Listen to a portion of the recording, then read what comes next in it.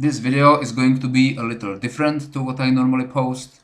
This one is going to be about the cable car accident which happened on 9th of March 1976. It was the worst cable car accident in history up to date, and hopefully no other cable car accident like this will happen.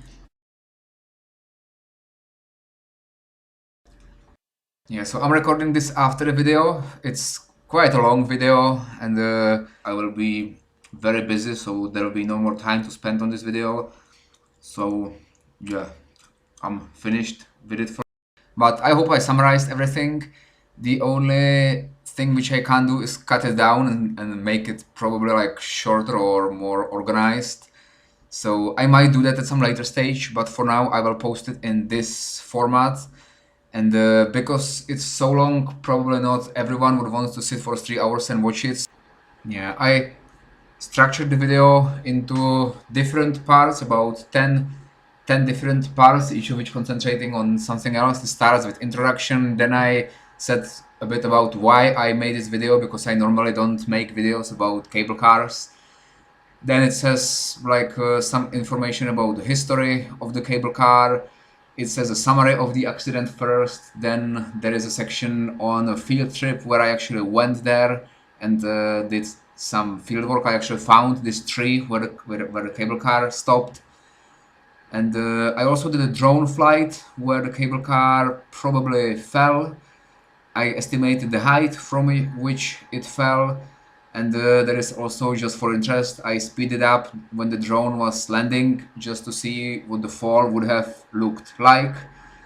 Then there is another section which focuses on some unanswered questions, like there is some information which is wrong, like I'm sure it didn't fall from a height of 200 meters, which is what it says in many places. Then there is the major part, probably the most important fact which I want to emphasize is I think the cable car didn't slide down a hill because the hill is not very steep.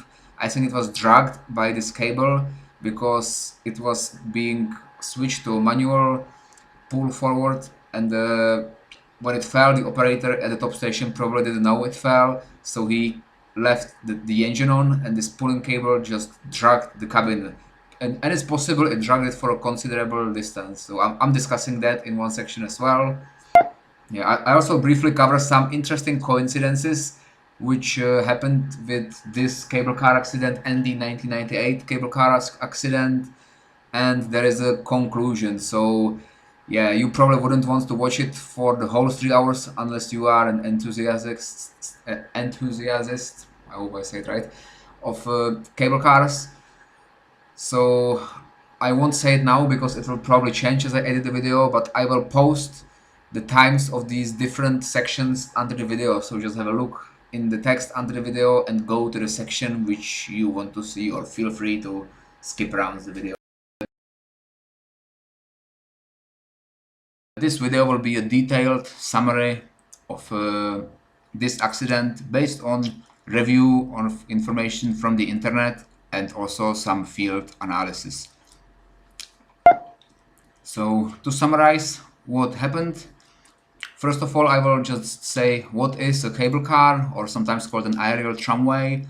It's basically a cabin which is hooked to usually two lines, and it transports passengers or cargo as well from between two places. Usually it is a valley and a mountain, but doesn't have to be. And usually there are two cables which connect this cabin, or which hold the cabin in the air and which cause it to transport people and material. And one cable is called the support cable, is the stronger cable which hangs the cabin in the air. The other cable is normally below and is called the traction cable, and that cable moves the cabin along this cable between the valley and between the two places where the cabin travels. And the support cable is stationary and the traction cable is moving. And there are several examples of these cabins. There are always just two cabins when it's this type of aerial tramway or cable car, and they just alternate in these directions, and each can fit anywhere between 10 up to, I've heard some can hold up to like 100 people, some of the big ones like this one. Some even have two support cables. And it's not one like this, because these are just small cabins which go around circularly. It's one where there are just two cabins, and this type was the one in Cavalese. If I haven't said already, this happened near the town of Cavalese in North Italy. So based on the report, what happened here was that the two cables crossed each other, and the traction cable, which is moving, severed the stationary support cable, and it broke, the cabin fell, and yeah, it hit the ground and stopped in a meadow.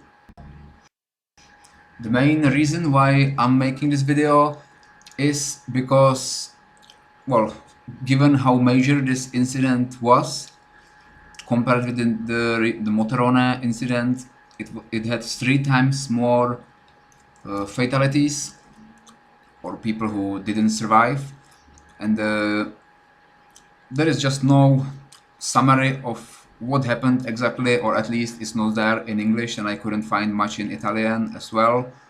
And I believe there is a lot of information which is wrong, which is displayed. Let's say if we look to Wikipedia, it describes the accident quite well, but then it says the cabin fell some 200 meters down a mountainside, then skidded 100 meters. And I believe this is wrong, because the cabin, there is no point if the cabin was where it was like in 1998 when I was there, and pretty much I'm sure, based on the history of the cable car, it was there until the second accident, which happened in 1998, and it was the same. And there is no point where it's so high. It's never 200 meters above ground.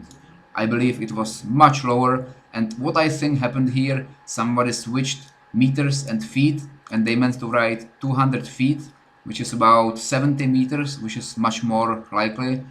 And they just wrote it wrong. And it persists. I mean, even BBC wrote in the first report of the day, the cable car fell 213 meters down a mountainside. And I will come to this, I will come back to this later in this video, but I believe this is wrong. Also, it says it skidded 100 meters and before coming to a halt in a grassy meadow. And I don't think it skidded, because I visited this meadow in person. I found this tree, and based on photos, video, and my personal visit, the terrain, it is sloping down, but when such a huge cabin, I mean, it was traveling at 30 meters per second, that was the maximum speed it could travel, but even when it hits the ground at this speed, it wouldn't skid 100 meters. I don't believe this. I mean, it's just my opinion, but given the terrain, which was not sloping down, I don't think it would skid. And even the terrain, if it fell like earlier than 100 meters from this point where it was found, it wasn't so steep that it would skid, especially in its state. What I believe is it was dragged. There is this tracking cable, and I believe this tracking cable like wasn't switched off after it fell, and it dragged the cabin for a considerable distance. And this is based on photos, videos, my personal visit, and even some communication with a few people who understand cable cars. I have to say, I don't understand cable cars as much. I used to go skiing a lot, and I traveled by these a lot, and I still do sometimes, not as much as I used to, but I will explain later why I'm making this video. But even without the knowledge of exactly all the details how it worked, I did some reading, and I just believe, it's my opinion, but I believe it was dragged along the ground, and that's what caused a lot of damage. The fall was very bad. I mean, even 70 meters when it falls is really bad, but I think if it wasn't dragged for a considerable distance on the ground, it wouldn't cause so much damage. Yeah, I would also like to apologize for the quality of this video. It's because I'm making it in a hotel, in an office where I work right now, and I actually have a day off today. That's why I'm doing the video. but there may be noises around me at times. I may have to stop the video at times, and it may be a bit rushed as well because I have only 3 hours to do it, and I think there is a lot of information to be put in it. So I may it may contain some spelling errors, and it may not be clear at times, so I apologize for it in advance. I may correct it later, but I think if I don't finish this video in these 3 hours, I would never get back to it, and I believe this information should be available in this summary because I couldn't find it anywhere, and given how important and how tragic this accident was and how big it was, the biggest or the worst ever accident, 42 people lost their lives there, which is exactly 3 times more than at Motarone in the recent accident. And I just believe this information should be there, and I will say more details about this.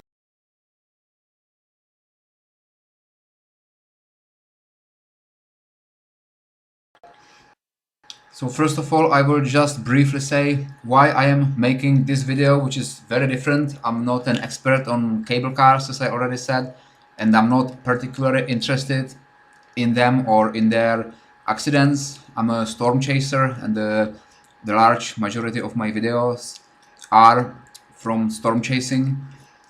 But how I got to this was that I'm on a field campaign in North Italy, and normally in the summer I would do a lot of storm chasing for our research, but this year is very different, similar to last year. Because of COVID restrictions, I couldn't do any storm chasing, or I could do some, but not as much as I would like to. And because I couldn't do much storm chasing, I joined the research team as a logistical operator, and I'm pretty much helping with the logistics, and I'm doing navigation of storm chasing teams in the terrain. But how I got to cable cars? Well, the main thing was we are based in North Italy near Milan. That's where a recent accident in Motarone occurred, and right now, by the way, I'm in Verona, but we've been operating all around North Italy, and because I'm not doing the actual storm chasing, I get many more days off, and yeah, I wasn't very happy I couldn't do much of storm chasing, but this video is not about that. But because of my days off, I had time to go to the mountains, and I had time to explore, and I'm not much of a beach person, so I didn't go to the beach like many other people, and I went just for walks in the mountains. And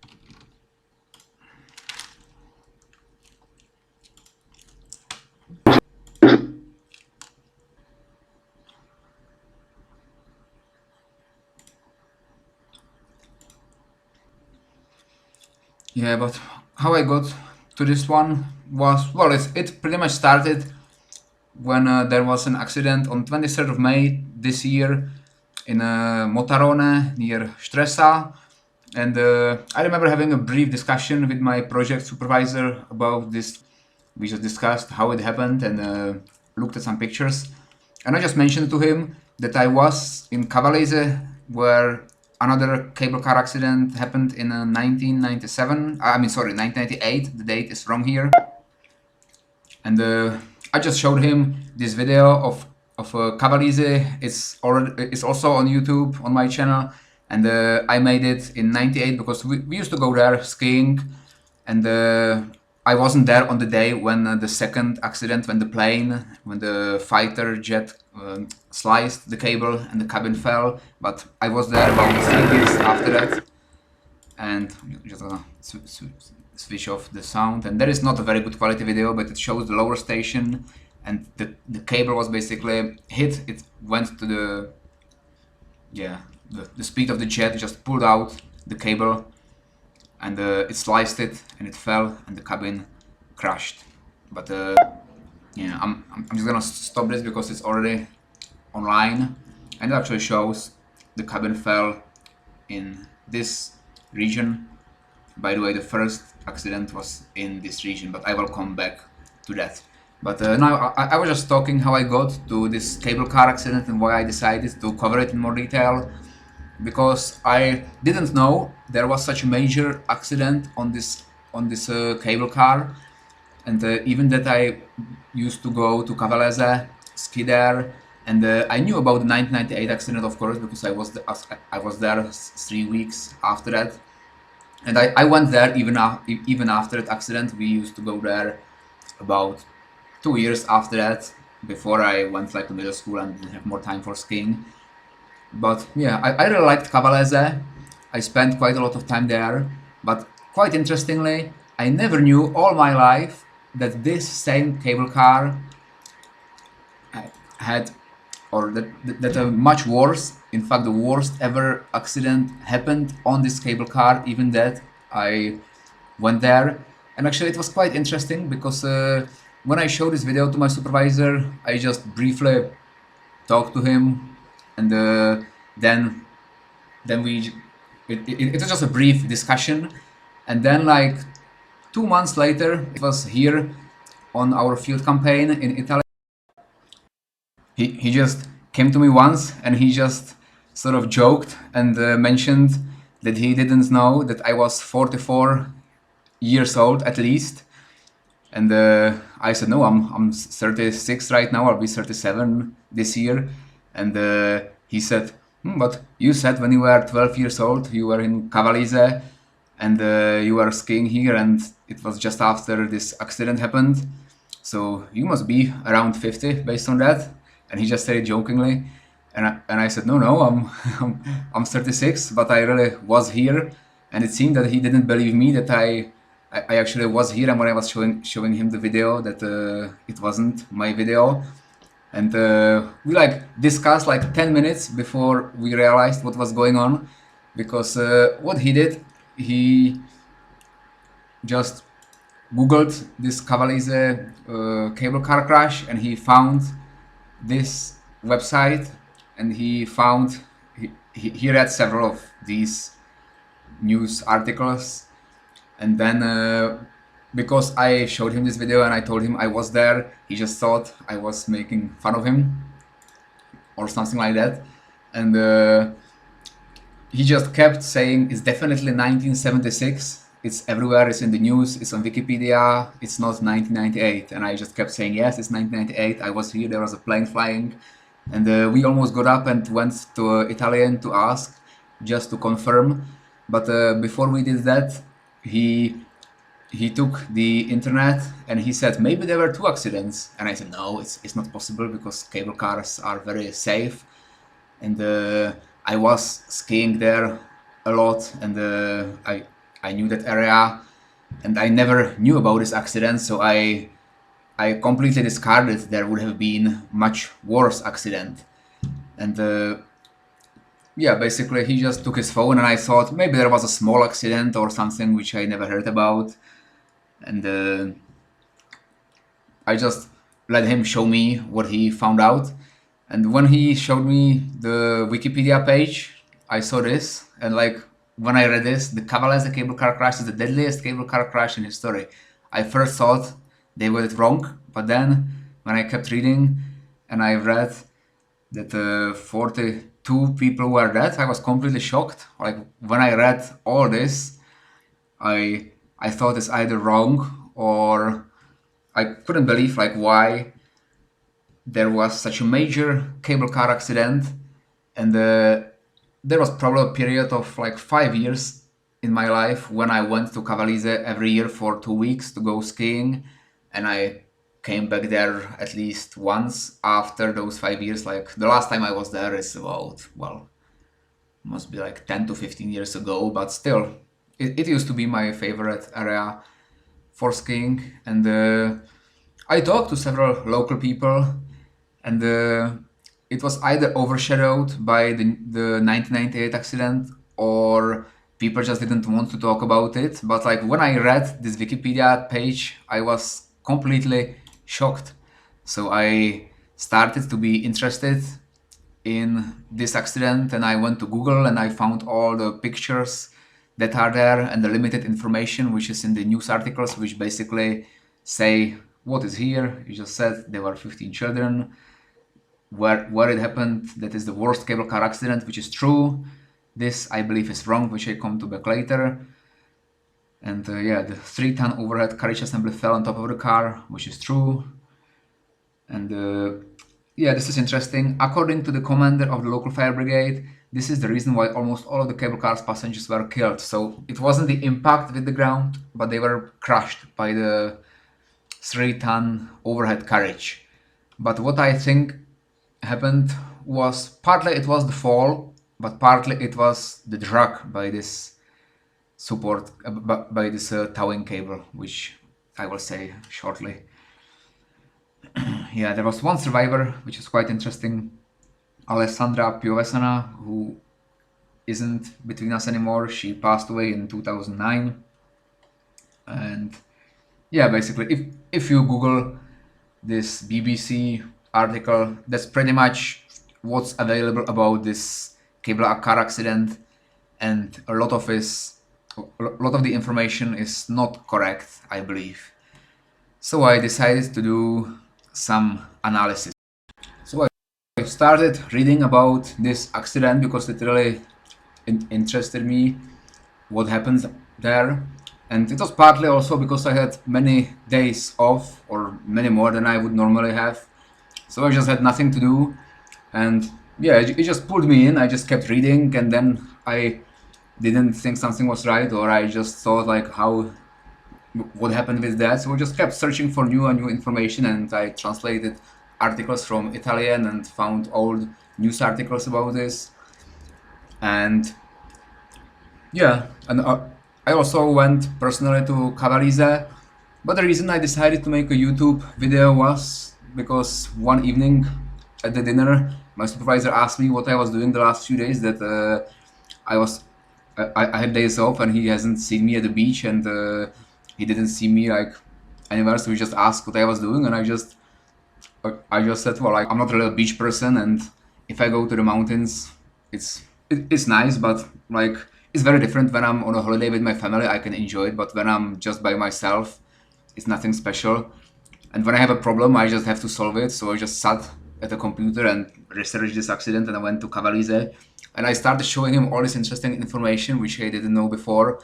And after about half an hour, he stopped me. Yeah, and he just said, you weren't supposed to do a PhD on this cable car accident. You're supposed to have a day off, but if you've done all this, well, just post it to YouTube. It's a lot of information which is not available in one place, and you've done so much work on it. You should make it available, and it doesn't matter. It's not storm chasing. It's very interesting, and if it's not anywhere else, it should be made public. So I said, yeah, that's a great idea. So yeah, so here I am, next day off, and I have a few hours to spare. So that's why I'm doing this video.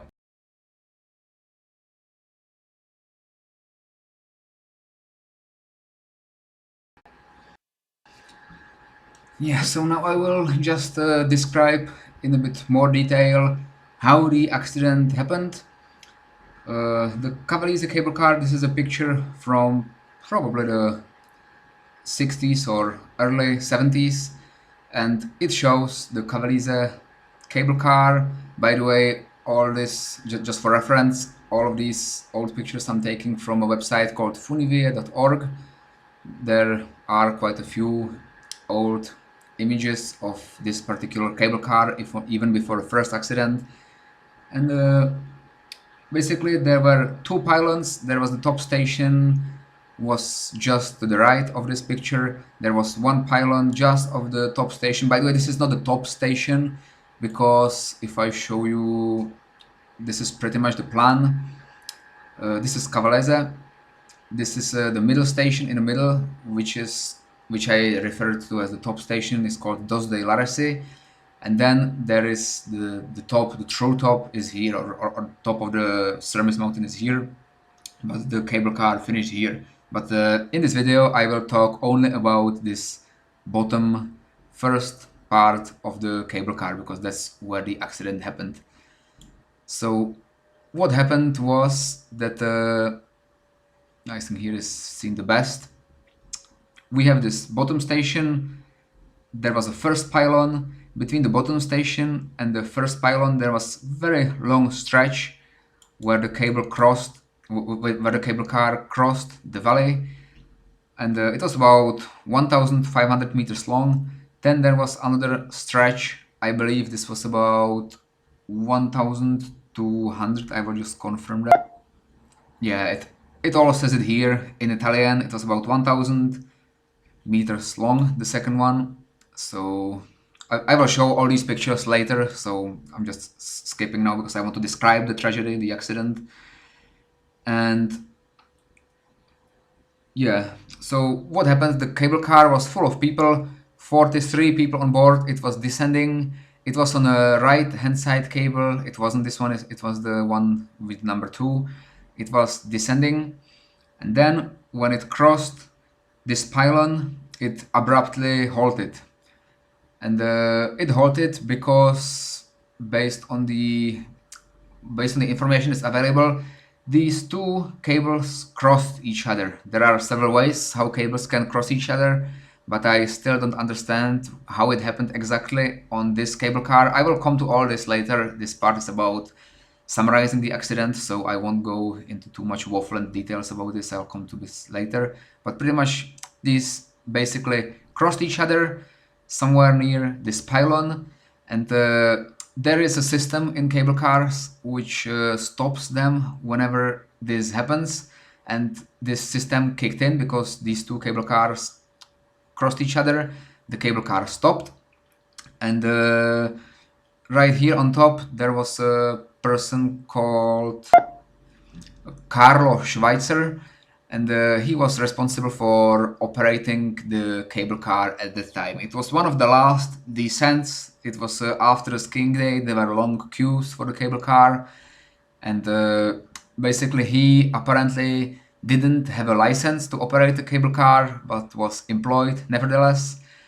And basically, for some reason on this cable car, this safety system or this emergency shut-off system was activating quite often, and it was because the cables got close to each other, and even when they did not apparently cross each other, but they just got too close for some reason. I don't know what that reason was. I'd be very interested, but I don't know. And the system just kicked in. So what they did was there was a key which just overrides the systems, and when that key is like put in and turned, the motor starts, whatever like happens, and even though there was this emergency system which stopped the car, the motor restarts when this key is inserted and turned. And apparently there is a very there is a rule which should never be broken, and that says that this key should not be touched when passengers are on board this cable car. But it was used, apparently, based on the report. The key, it was apparent on the key. I will show like all the literature later, but based on that, it was seen that this key was used very frequently. There were signs of it being touched a lot, so they must have used this key very often. But usually the cables didn't cross, they just got close to each other, and for some reason the system kicked in. But this time, Carlo, when it shut off, Carlo Schweitzer, he probably didn't know what to do because he was a young operator. So he picked up a phone and called his manager, I would say, or somebody who was more experienced. And that person told him just to take the key and restart the cable car. And I don't know the details. This is what I think, but apparently he received the instructions to do this on a phone call. And it may have been it was the end of the shift, and they didn't want to delay, to have more delays because there were long queues, and they also wanted to go home. So they didn't want to investigate what happened, and they just used the key and restarted the cable car. But because this cable crossed this cable, it started to cause friction, and it started to sever it, and it was somewhere near this pylon based on the report. And the cabin restarted, it moved, and then after probably 10 seconds, like based on the report of the only survivor, it was about 10 seconds later, when the cabin was restarted, apparently it was halted very abruptly. It was swinging when it first stopped, so that was when the emergency system kicked in. But then it was restarted, and after about 10 seconds, apparently it fell. And this is also where I need more information, because if it travels at 30 kilometers an hour in 10 seconds, it wouldn't get where it apparently fell. So either it traveled for more than 10 seconds, or it fell earlier and was dragged. Yeah, how did the cables cross? That's one of the unanswered questions that I can't understand, because there are several ways how the cables may cross. Probably the one which happens most often is that you have high winds. And by the way, apologies for my drawing. I'm not a very good drawer, but I hope this gets the message across. These are the pylons. This is the top pylon by the top station. This is the pylon in the middle, and this is the support tower. Sorry, support cable. This is the traction cable. The support cable is stronger stationary. The traction cable is moving. That's why there are the wheels. And what usually happens is this support cable is pretty much straight, and it's like very tense. It doesn't bend downwards, and it basically has to hold the cabin in air where it is. And this traction cable, it's much looser. This is because it drags the cabin around, and there needs to be some, how to say, some leeway, or some like, I'm not a technician, but like, there has to be some freedom of movement with this traction cable. So it's usually much longer than the distance of the support cable or the whole sort of cable car track, and it like hangs down. You probably would have seen it. Let me actually find the picture. Yeah, this is just a random picture I found now, but what I wanted to show is that when you have a cable car going like up, yeah, you have this support cable, this towing cable, and like, to the left it must be up, and to the right it must be down in this image, although it looks like it's the other way, but it may be just some mountains in the back and it's going somewhere else. But basically, you can see here, to the left the cables are close to each other, to the right they are not, and that's because the cable is pulling the cabin to the left, so it has to be like stiff and straight here, but here it has more freedom, and that's because it's longer, and it's just because it has to be flexible. I mean, I'm not an expert on cable cars or an engineer. I do have knowledge of physics and mechanics, but I don't know, like, I don't know all the reasons, but I'm sure it's because the cable needs to have some freedom of movement, and all the cable cars I've seen have this pulling cable sort of hanging below the support cable. Support cable is always very straight and doesn't bend too much. I mean, it has to bend a bit, otherwise into the brake there has to be some like freedom of motion, but it's much straighter, whereas this one just hangs below. And what I wanted to show in the picture is that when there is no cable car, the cables just hangs there like this, and what like the both Wikipedia and like all the news articles I found say is that the cables crossed due to a high wind, and it's possible that cables cross due to a high wind, because when it's very windy this cable starts to swing around, and if there is some kind of a harmonics of the wind gusts, and it's somehow the wind gusts are timed right with the swinging, it can swing it so much that it eventually overlaps and crosses. That's what I imagine how cables can cross. Yeah, this is a GFS reanalysis weather chart for midnight, 10th of March 1976. So this is the closest chart to the time of the accident. The accident was at about 5:20 local time. I could find the exact time, but I don't think it's important here. It was plus minus few minutes, and it could have been windy. You can see a high pressure here at the surface. Like these white lines are surface pressure contours, and the pressure was quite high, 1000. Like the location of Cavalese is somewhere here where the tip of the arrow is, maybe a bit closer to Austria, somewhere here, and the pressure was quite high, 130 millibars, which is very high. And the H means high, the T is like teeth, German for low. So there was a low pressure over Africa, high pressure over Europe, and between them there was quite a tight pressure gradient over Italy, and Cavalese would have been just on the edge. If we look one day early, it was still just on the edge, and these colors are at 500 hectopascals, so I don't think they are as important, but there was a trough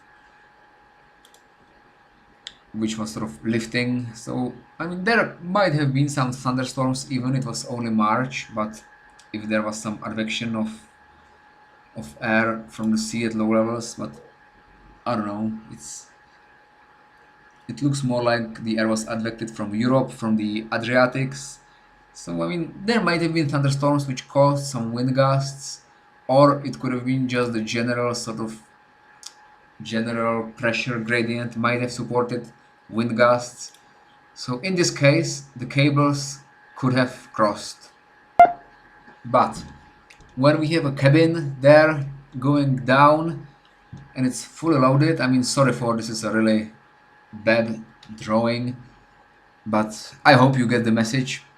This is the cabin of the cable car, which is just about to fall, and because the cabin is here, this traction cable must be straight. It's pretty much holding the cabin from sliding down, and it's slowly like letting it go down towards the valley, and there is a lot of tension because it's like it's letting the cabin go down, but it's preventing it to speed up on the support cable like what happened in Motorone.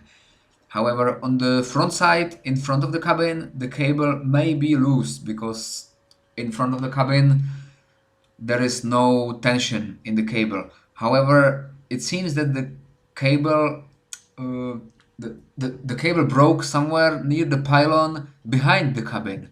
And in this situation, even when it's very windy, I don't see a reason why the cables can cross.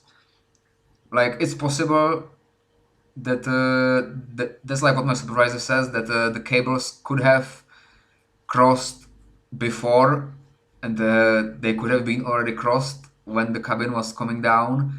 But if the cables were crossed, then the cabin would have either uncrossed them because like the cabin is going down, and either the place of crossing would be in front of the cabin, or it would do something with the cabin. I haven't thought as far as that, but I don't see if the cables crossed before the cabin, then the cabin came and passed, the crossage would remain, or the crossing.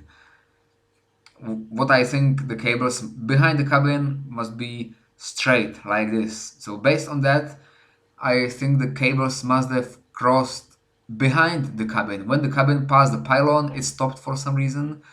So the cables somehow crossed just as the cabin crossed this pylon, because based on what the survivor said, the cabin stopped after the pylon. But the question is, how could the cables cross?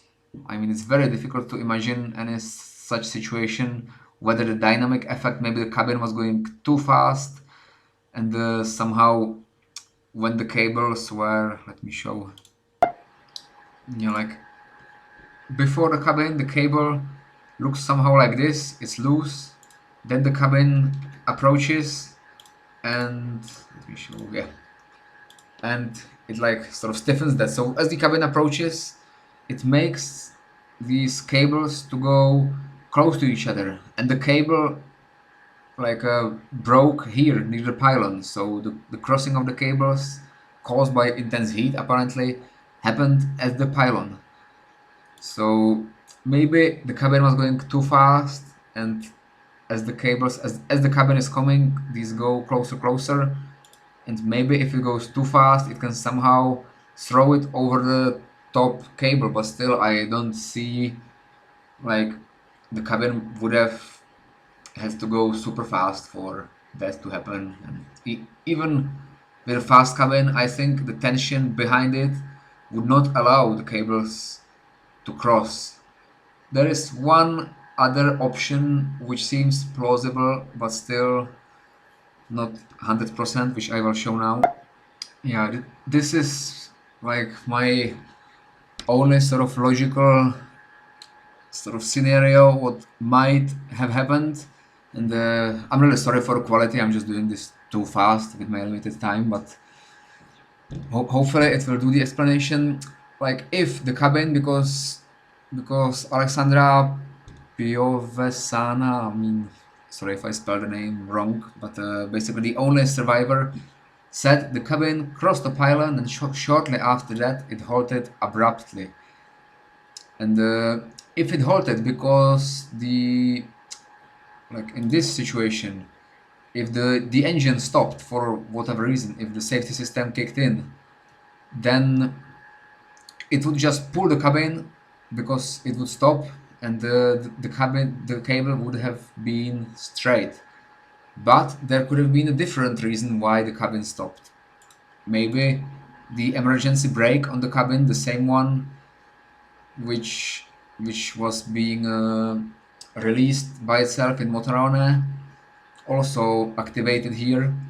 And this activation, because the engine was going on, the cable was moving, and suddenly the cabin halted. And because the halt and the braking came from the cabin, the cable kept on going.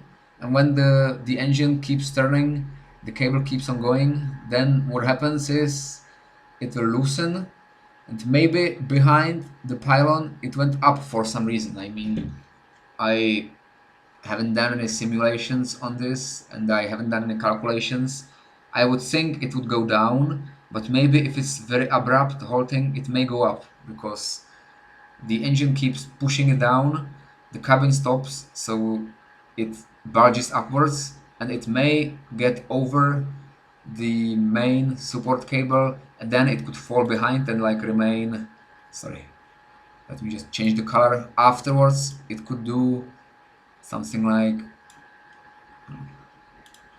I just draw it quickly because I want to just show it. It may do something like that, but be behind the cable, if you understand what I mean. So in this point, the cable would be crossed over and would go behind and then back to the cabin. And as the cabin was restarted, this would then straighten, pull the cabin down, and here it would be over the support cable, and it would just cut it until the cable just gives way and it all falls. Yeah, but what is not clear about this is if any sort of brake which was in the cabin or on the cabin activated, then somebody would have to climb up on top and disarm the brake, or like the survivor would say that somebody had to climb on top of the roof, or that they had to release the brakes for the cabin to operate. But apparently the cabin just restarted moving. So somebody from or the Carlo Schweitzer who was on top could restart the cabin. So it looks like it wasn't the case. Although maybe it's possible that it was the case, it happened, and because he used the key, the engine just started to pull. These were like very old DC engines from the 60s. They were very powerful. I mean, if you just switch them on, they can pretty much tear everything. They had very strong horsepower, and maybe it could be the case that the wheels got jammed. There was a brake which stopped the cabin, and Carlo Schweizer was probably not very experienced if he didn't have a license, and he just said something happened, the cabin stopped, and the operator who was on the phone with him just thought, oh, it's this crossing of cables, just restart the cabin. So he took the key, restarted it, and the cabin, even that it had the emergency brake activated, it started to be pulled downwards. Maybe, I don't know how strong the emergency brake is, whether the engine would be stronger than the brake, and whether it could start pulling it like with the brake on, but I think then the passengers would notice, or at least the owner survivor would tell us that something was strange. And she just said the cabin was restarted, and then suddenly she fell backwards. I mean, I think the cabin fell straight, in my opinion. Like in this position, it just sort of fell down. But I mean, yeah, this is unclear how the cables crossed, but it was definitely not the wind in this case, or I don't believe it could have been the wind. I don't see any other option other than some kind of dynamic effect as the cabin crosses the wheels. Maybe this type of cabins had some kind of problem, I don't know, which could have caused that. But I think it could have been the braking could have come from the cabin. This is what happened. The cable went over, and then they didn't maybe even investigate the brake. He just turned on the key. There was a cabin attendant in the cabin. He was 18 years old. I don't know how much experience he had, but maybe he just, even that the brake was on, the engine was switched back on, and it pulled the cabin. And in this place where the cables like crossed each other, it sliced the cable and it fell. That's one explanation. Or the other is maybe the pulling of the cabin with the brake on could have damaged the support cable. It's also possible, but that's just me hypothesizing here. That maybe he switched on the engine and it was like jammed in, and the engine like created a huge force on the cabin, and this jam eventually gave way but damaged the cable. The cabin was moving, but the damaged cable, because as the cabin goes down, this cable slightly leans downwards as the cabin is more and more away, and there is greater tension on it.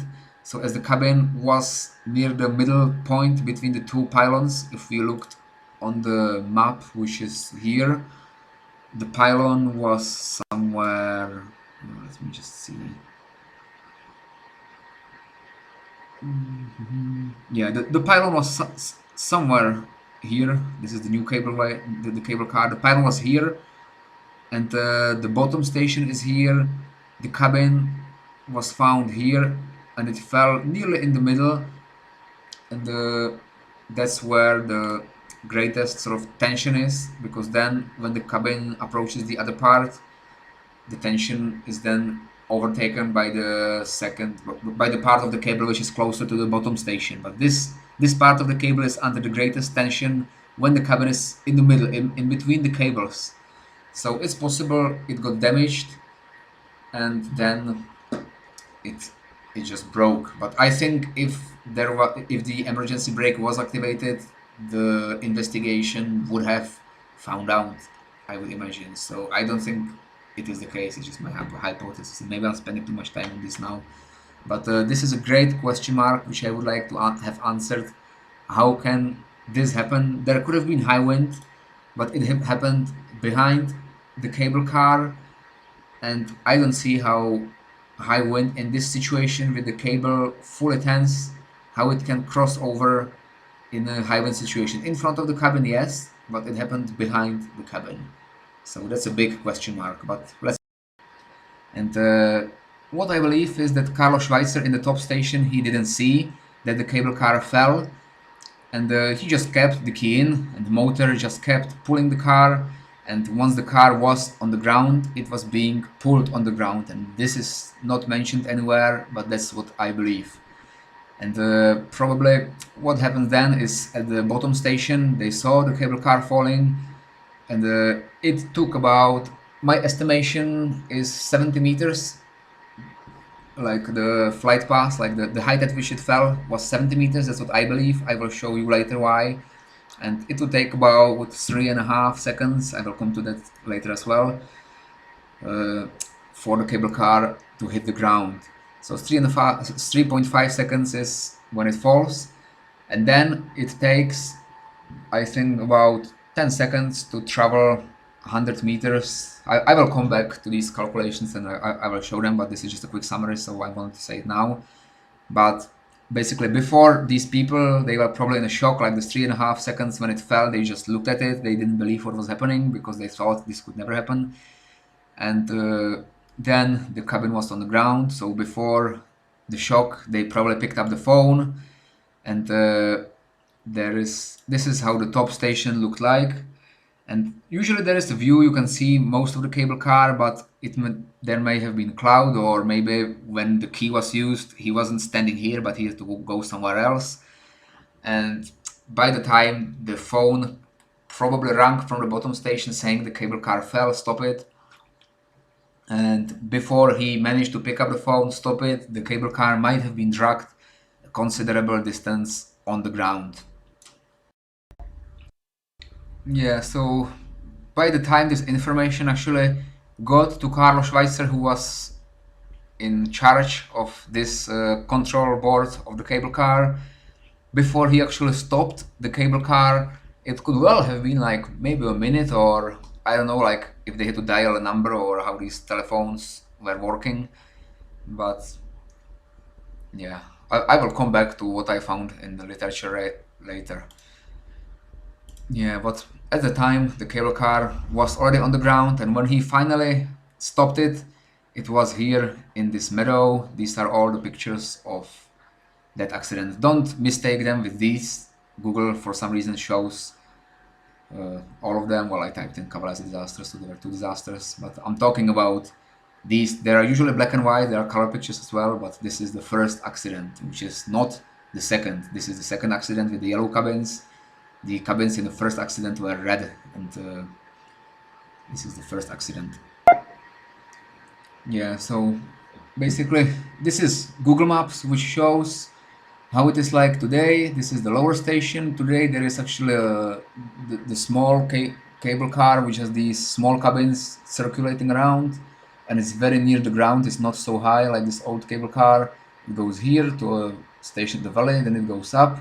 This is the middle station. But the old cable car was, if you connect this in a straight line with the lower station, and I've put in that, like, these two locations were not in Google Maps for some reason, so I put them there.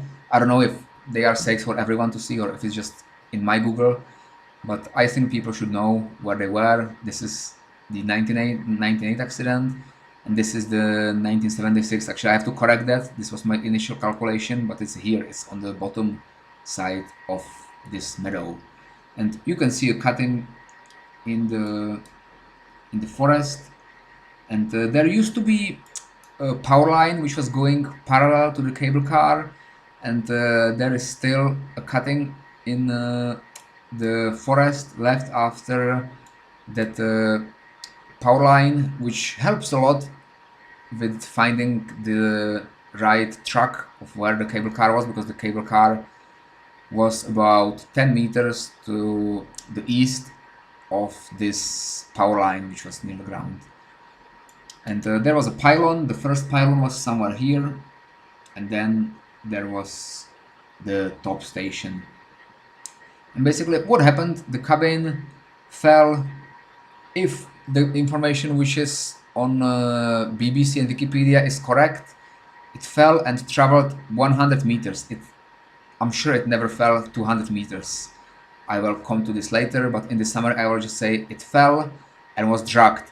It stopped here. This is the tree where it stopped, and this is exactly like 100 meters is somewhere just here, just after this forest, based on what I measured. So if it fell on this meadow, it traveled and stopped near the tree, but I believe it traveled for much more. I will say why later, but it could have fell, like let's say the pylon was somewhere in this area, and in 10 yeah, if you have a cable car moving at 30 kilometers per hour, that's about 8 meters per second. So based on the owner survivors, uh, what she said, based on the account, if it was really 10 seconds, it would have traveled about 80 meters from the pylon, or it stopped just after the pylon, so it could have been more. Even if it was 100 meters, this is 100 meters, the pylon was somewhere here. I mean, I'm just estimating. But the cabin could have fell as early as here, and it could have been dragged on the ground all the way down here. I have to just mention these trees were not here at the time. There were very few trees. I will show this later as well, but it was mainly bare terrain with some stones, and this road probably was there, but the cable car could have been dragged for much longer. Even if it wasn't as early as here, it could have been somewhere, maybe here where it fell. It would have still been dragged a considerable distance on the ground before it actually stopped. And if we think that 80 meters is about 10 seconds, then in 1 minute we have 480 meters. So if it took 1 minute for the information from the bottom station to reach Carlo Schweitzer in the top station that the cabin fell, it would have traveled 480 meters, nearly 500 meters. So this is 100 meters. If you do this 5 times, like this is 1, 2, 3, 4, 5. I mean, I'm just estimating here. But I wouldn't be surprised if the cabin fell somewhere here and was dragged all the way here. And another reason I'm thinking it was dragged is because like it was definitely dragged along this part, along the meadow, and I believe it was dragged for much more, because if Carlo Schweitzer in the top station saw it falling, he would have switched the key off straight away and the car would have stopped, so it would have just fallen. But he clearly didn't see that, and then it depends how quickly the information reached him. And yeah, I will show more details about the dragging later on. I won't show them here. Yeah, just I will do like a summary at the beginning where you can find out, and you can just skip to the part of the video which interests you, so you don't have to watch it all. But this is just a brief introduction. So what I finished was the fall, and it stopped in this location. I have to change this, as I said. And there were 2 people who saw this fall. Yeah, these were Carlo Gilmosi, aged 19, and Franco Betta, aged 23. This is a news article, which is just a scan of a news article. It was a challenge to translate this from Italian, but these 2 people saw the accident. This is another photo of the accident with the skis taken out of the cabin, and they rushed to the scene. And it would be interesting to talk to them, because they must still live, they must still be alive based on their age. And yeah, but basically what it states in this article is that they traveled from Cavalese straight after seeing it. They traveled to the cabin, and they were apparently the first people who got there. I don't know which route they took, probably something like this. Apparently their car was skidding when going up. Maybe there is a little road to this house in the woods, so maybe they just took this road, then they had to walk. And apparently they were the first ones who got there.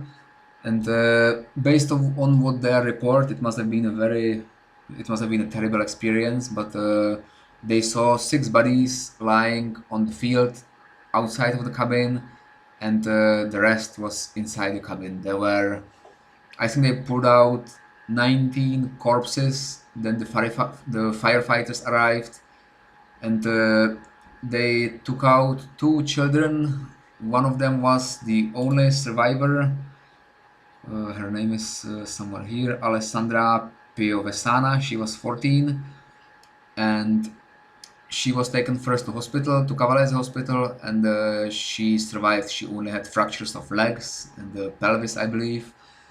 And then there was another child, I believe a girl as well, and she was first taken by jeep to Cavalese hospital, and then she was flown to probably Milan hospital, but she died before she got there, unfortunately. And there were no more survivors. I think they pulled a few people who were alive from the front part, but only one survived and the rest was dead. And one person was not found until about 3 days later. His name is here as well. I will come to that later. But this fact that they didn't find the body until 3 days later reinforces my belief that the cabin must have traveled for more than 100 meters. If the body was on this meadow, they would have seen it. The body must have been somewhere on this slope. And there is a video which shows a view from the field upwards. There were a few trees here and there, so there was not a dense forest like today. It was mainly like meadows and stones and trees. But given that it took them 3 days to find one body, it shows that the cabin must have traveled much bigger distance than 100 meters on the ground. And also the body couldn't have fallen out of the cabin before the impact, so the body must have been between the place of impact and the place where the cabin stopped. Yeah, so I think that's pretty much everything about the summary of what happened on the day. Because then the bodies were taken out and they were identified. I even found a picture with the bodies, like a black and white picture with the bodies next to the cabin, probably taken. The accident happened at about 5:20 or after 5 o'clock in the afternoon, and probably within 2 to 3 hours they must have taken out all the bodies, and they were all except one were dead. And yeah, I won't search for that photograph with the bodies because I don't think it's necessary to show that. But it's interesting how much information is there, but it's like scattered around, and there is no comprehensive piece of work or article which summarizes the incident. So that's what I'm trying to do. Yeah, but basically they took them off. They took them to a local like church, where then there was a ceremony next day or in 2 days, and the morning after, all the news, like newspaper people and people from TV came and made these pictures and videos. So all of these pictures which are on Google were probably from the morning after. There are even some pictures after dark. This is probably the same day, and you can see only the front part of the cabin is where survivors could be. The rear part is like totally smashed, especially if you consider there were 43 people in this cabin. It was packed cabin full of people and crashed like this. But I will come to this analysis a bit later. I mean, you can see these pictures here, but I will do a deeper analysis. This was just a summary.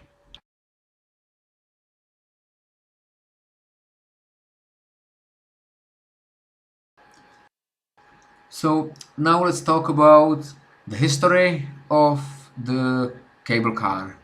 This is by the way taken from funivie.org. It's all in Italian, but I use a translator to translate that.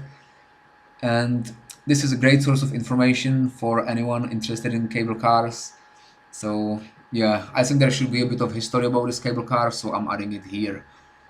It's the part which connected Cavalese with Dos Dei Laresi. Dos Dei Laresi is the middle station, Cavalese is down here at the bottom.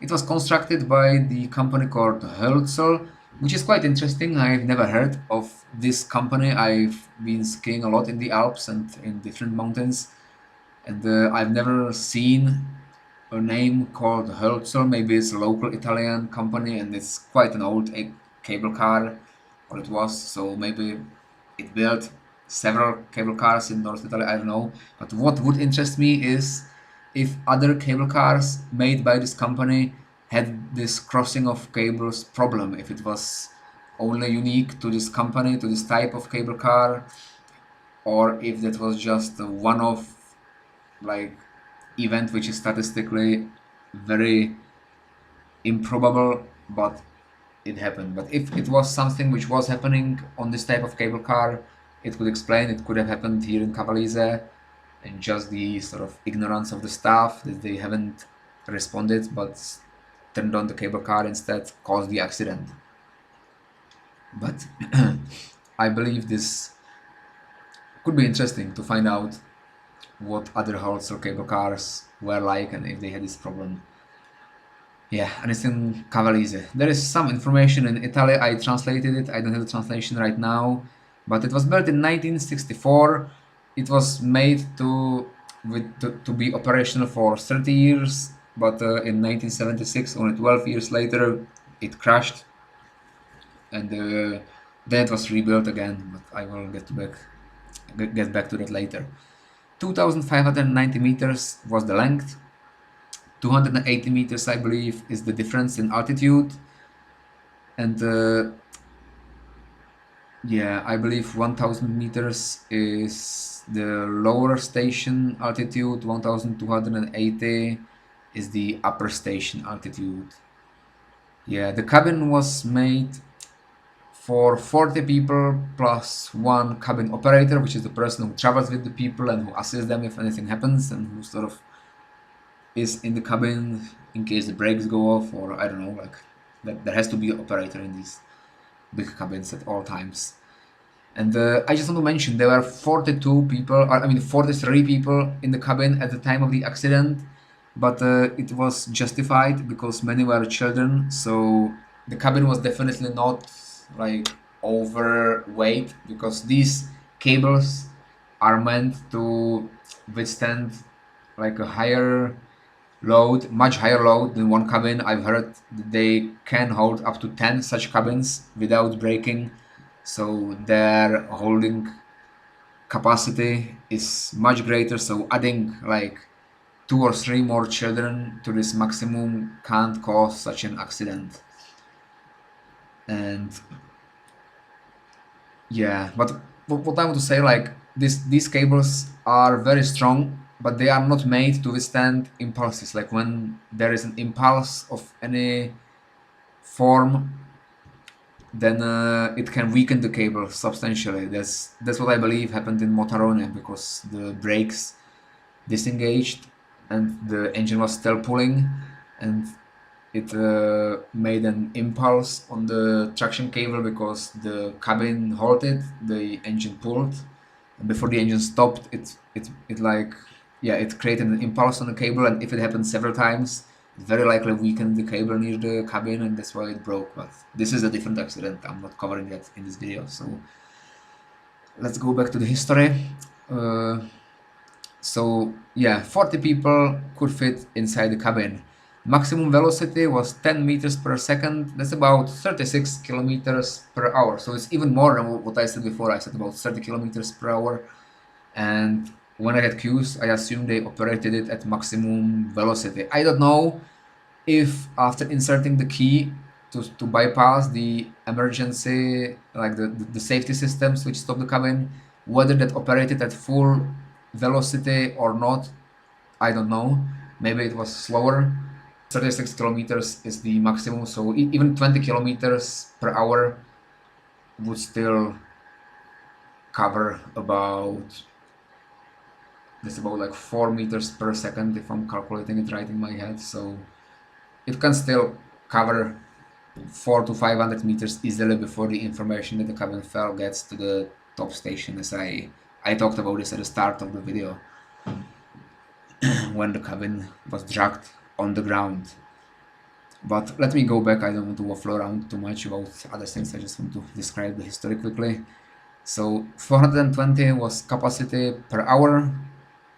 Let me say, two grandi campate, prima lunga. I don't understand Italian.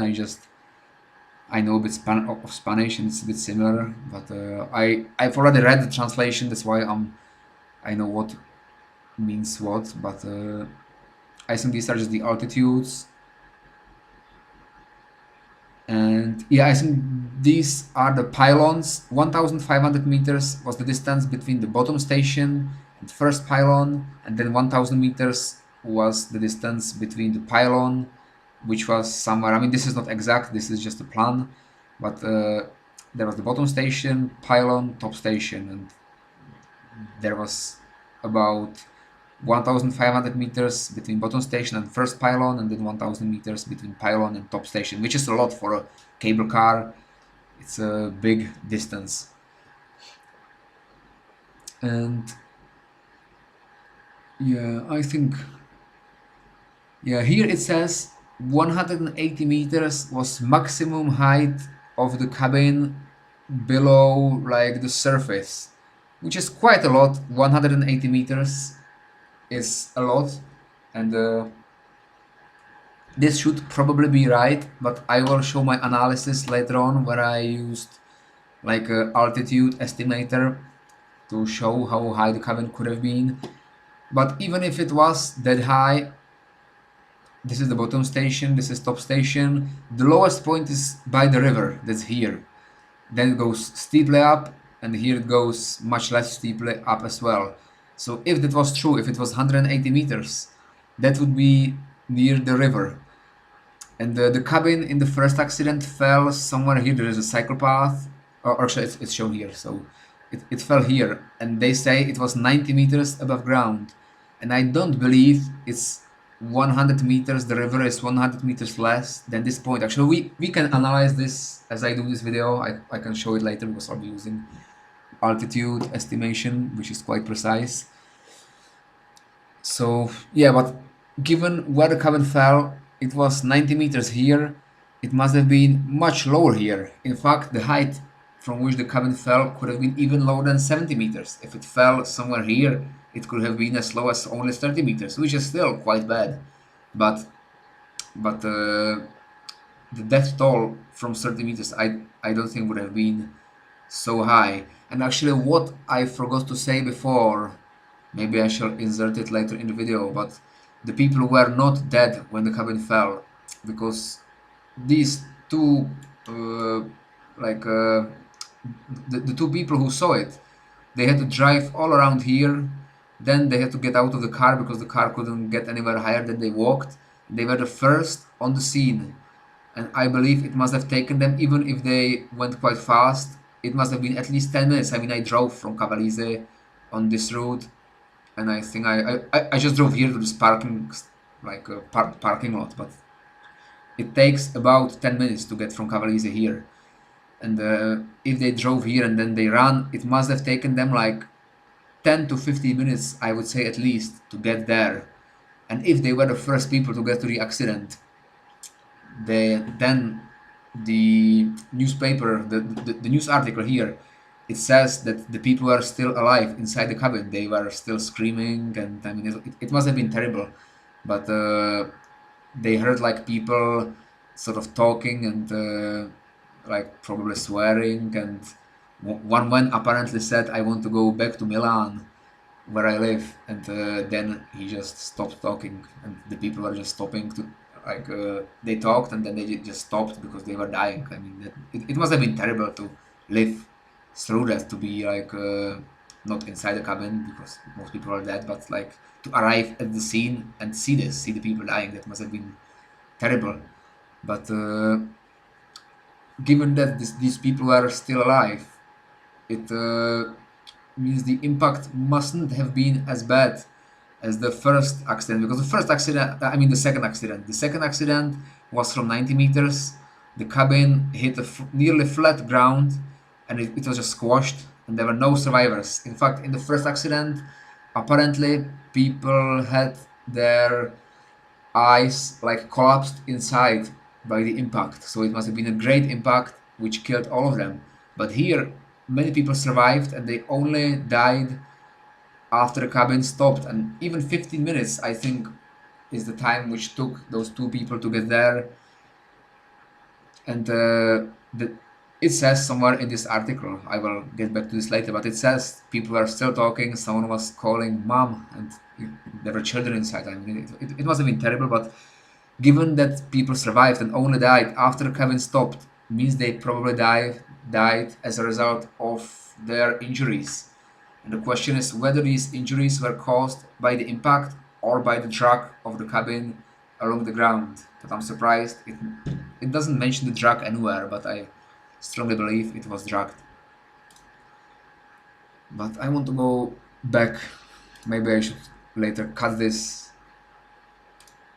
to so it's more organized. But I don't have much time, so I'm really sorry for the structure of this video. I just want to put as much information as I have in it, so it's all in one place. But yeah, it says 180 meters at the highest point. And yeah, here it says basically there is Cavalese, and the Cavalese is 200 meters higher than the valley, because there is a river in the valley.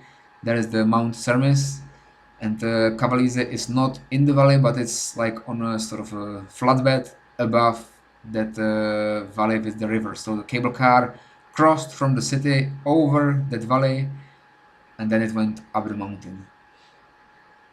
And here it talks about the accidents, one in 1976, the other one in 1998. And I just want you to see the pictures because they are quite nice. This is the plan of this cable car. The top is about 2,000 meters, it says here. Bottom is about 1,000 meters above sea level.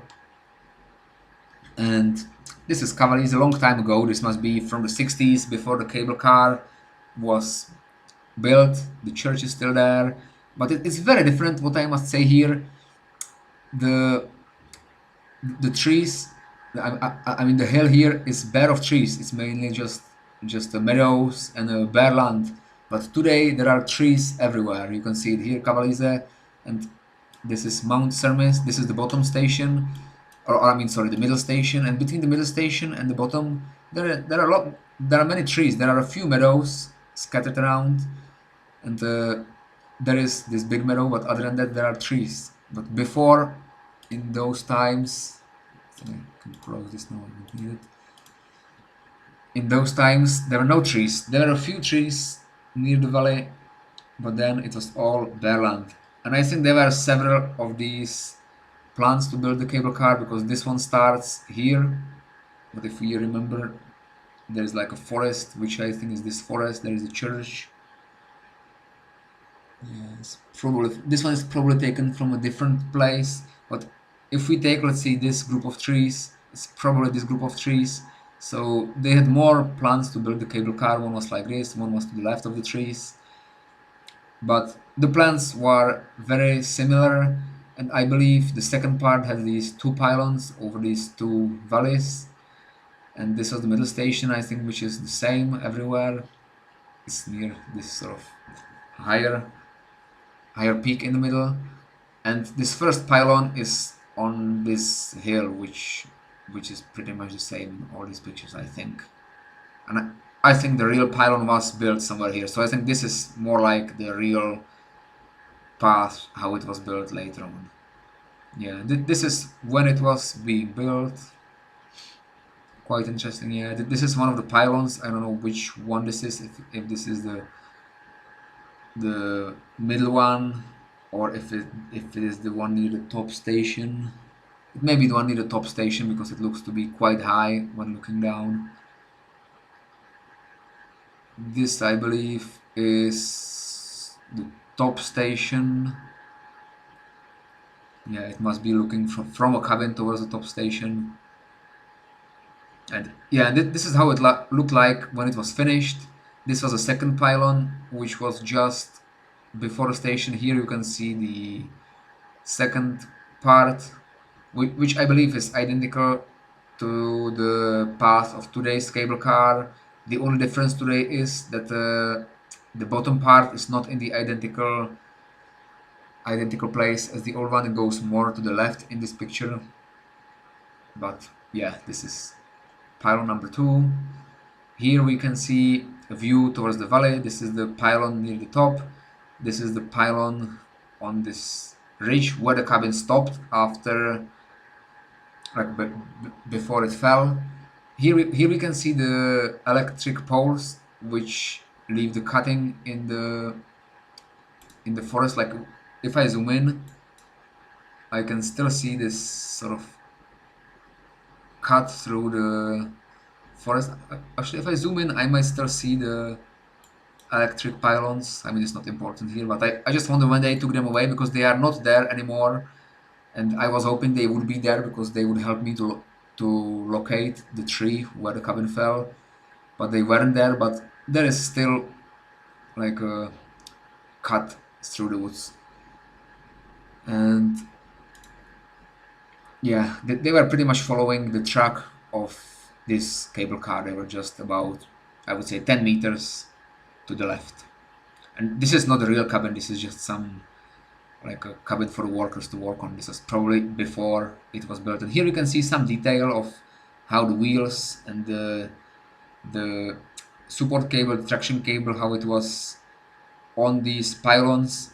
It might give some ideas how the cables could have crossed, but still I don't see any other reason than like the hold coming from the cabin, then not the engine but the cabin. But I may be wrong. Yeah, there's lots of speculation here about that. Here is cabin number 1. This is not the one which fell, and it's just before the top station. This is the first pylon near the top, or actually second pylon, pylon number 2. This is pylon number 1. And actually here we can see what I was talking about. The cable is to the top of the cabin, the cable is straight, but to the bottom it goes down. You can see it here. It has lots of flexibility, especially when the distance between the pylons is great. The distance between the cables can be also quite large, because there is a lot of freedom in this traction cable. And these cables, this support cable is also, it's not straight. It goes down a bit and up, but it's not as flexible as this traction cable. Here we can see the wheels. Here we can see the support of the support cable, how it's sort of hooked to this pylon, and there is a considerable distance between these cables. So yeah, I don't see any reason straight away how the crossing could have happened on its own. I mean, the wind could have done it in front of the cabin, but not behind. And you can see between the pylon and between the cabin, it's straight as well. It's only after the pylon when it like goes down. Here we can see cabin number 2. This is the one which fell. This is the cabin which was involved in the accident.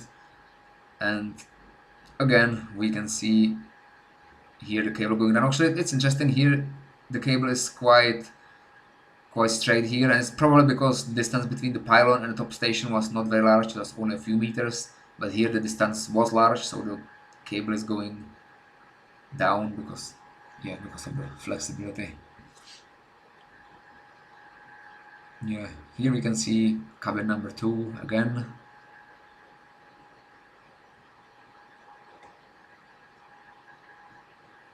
Yeah, this is interesting. Yeah, is the cabin on the pylon. I can try to zoom in. I mean, I haven't studied this in detail. This is the first time I'm looking at it zoomed in, but we can see the cable goes down, then it attaches to the cabin, but there is still considerable separation of the cables. So I don't think, even if the cabin went fast, there is some kind of enclosure here, so it shouldn't throw the cable upwards. So yeah, difficult to say now, but the only explanation would be which I can think about right now, is the cabin halting and the cable somehow, due to its momentum, bulging up and over this cable. Yeah, I would welcome some comments if anyone thinks, or anyone has any ideas how it may have happened. Yeah, this is quite interesting. This is the view towards Cavalese, and this is actually after the first pylon. This is where the cabins met. The cabins must have met in the middle. So when we look here, the middle must be probably about here. So if the pylon was, let me just orient it. Yeah, I think the pylon was somewhere where this clearing is. Actually, no, sorry, I'm looking at the wrong cable car. This is the track of the cable car. So the pylon was here. Here is where the pylon was, because there is like a little creek, a little stream. So there is a trough. This is a hill. So the pylon was here. There may even be a remnant of the pylon today. I don't know. The pylon is not there anymore, but there was a pylon. And the middle must have been like, if I just estimate with my fingers, I'm not doing anything precise, what is not important here, but somewhere here above this meadow. And that's what we can see here. We can see trees, and there is a meadow, and the cabins are meeting each other. So yeah, so basically this was the view when the cabin halted.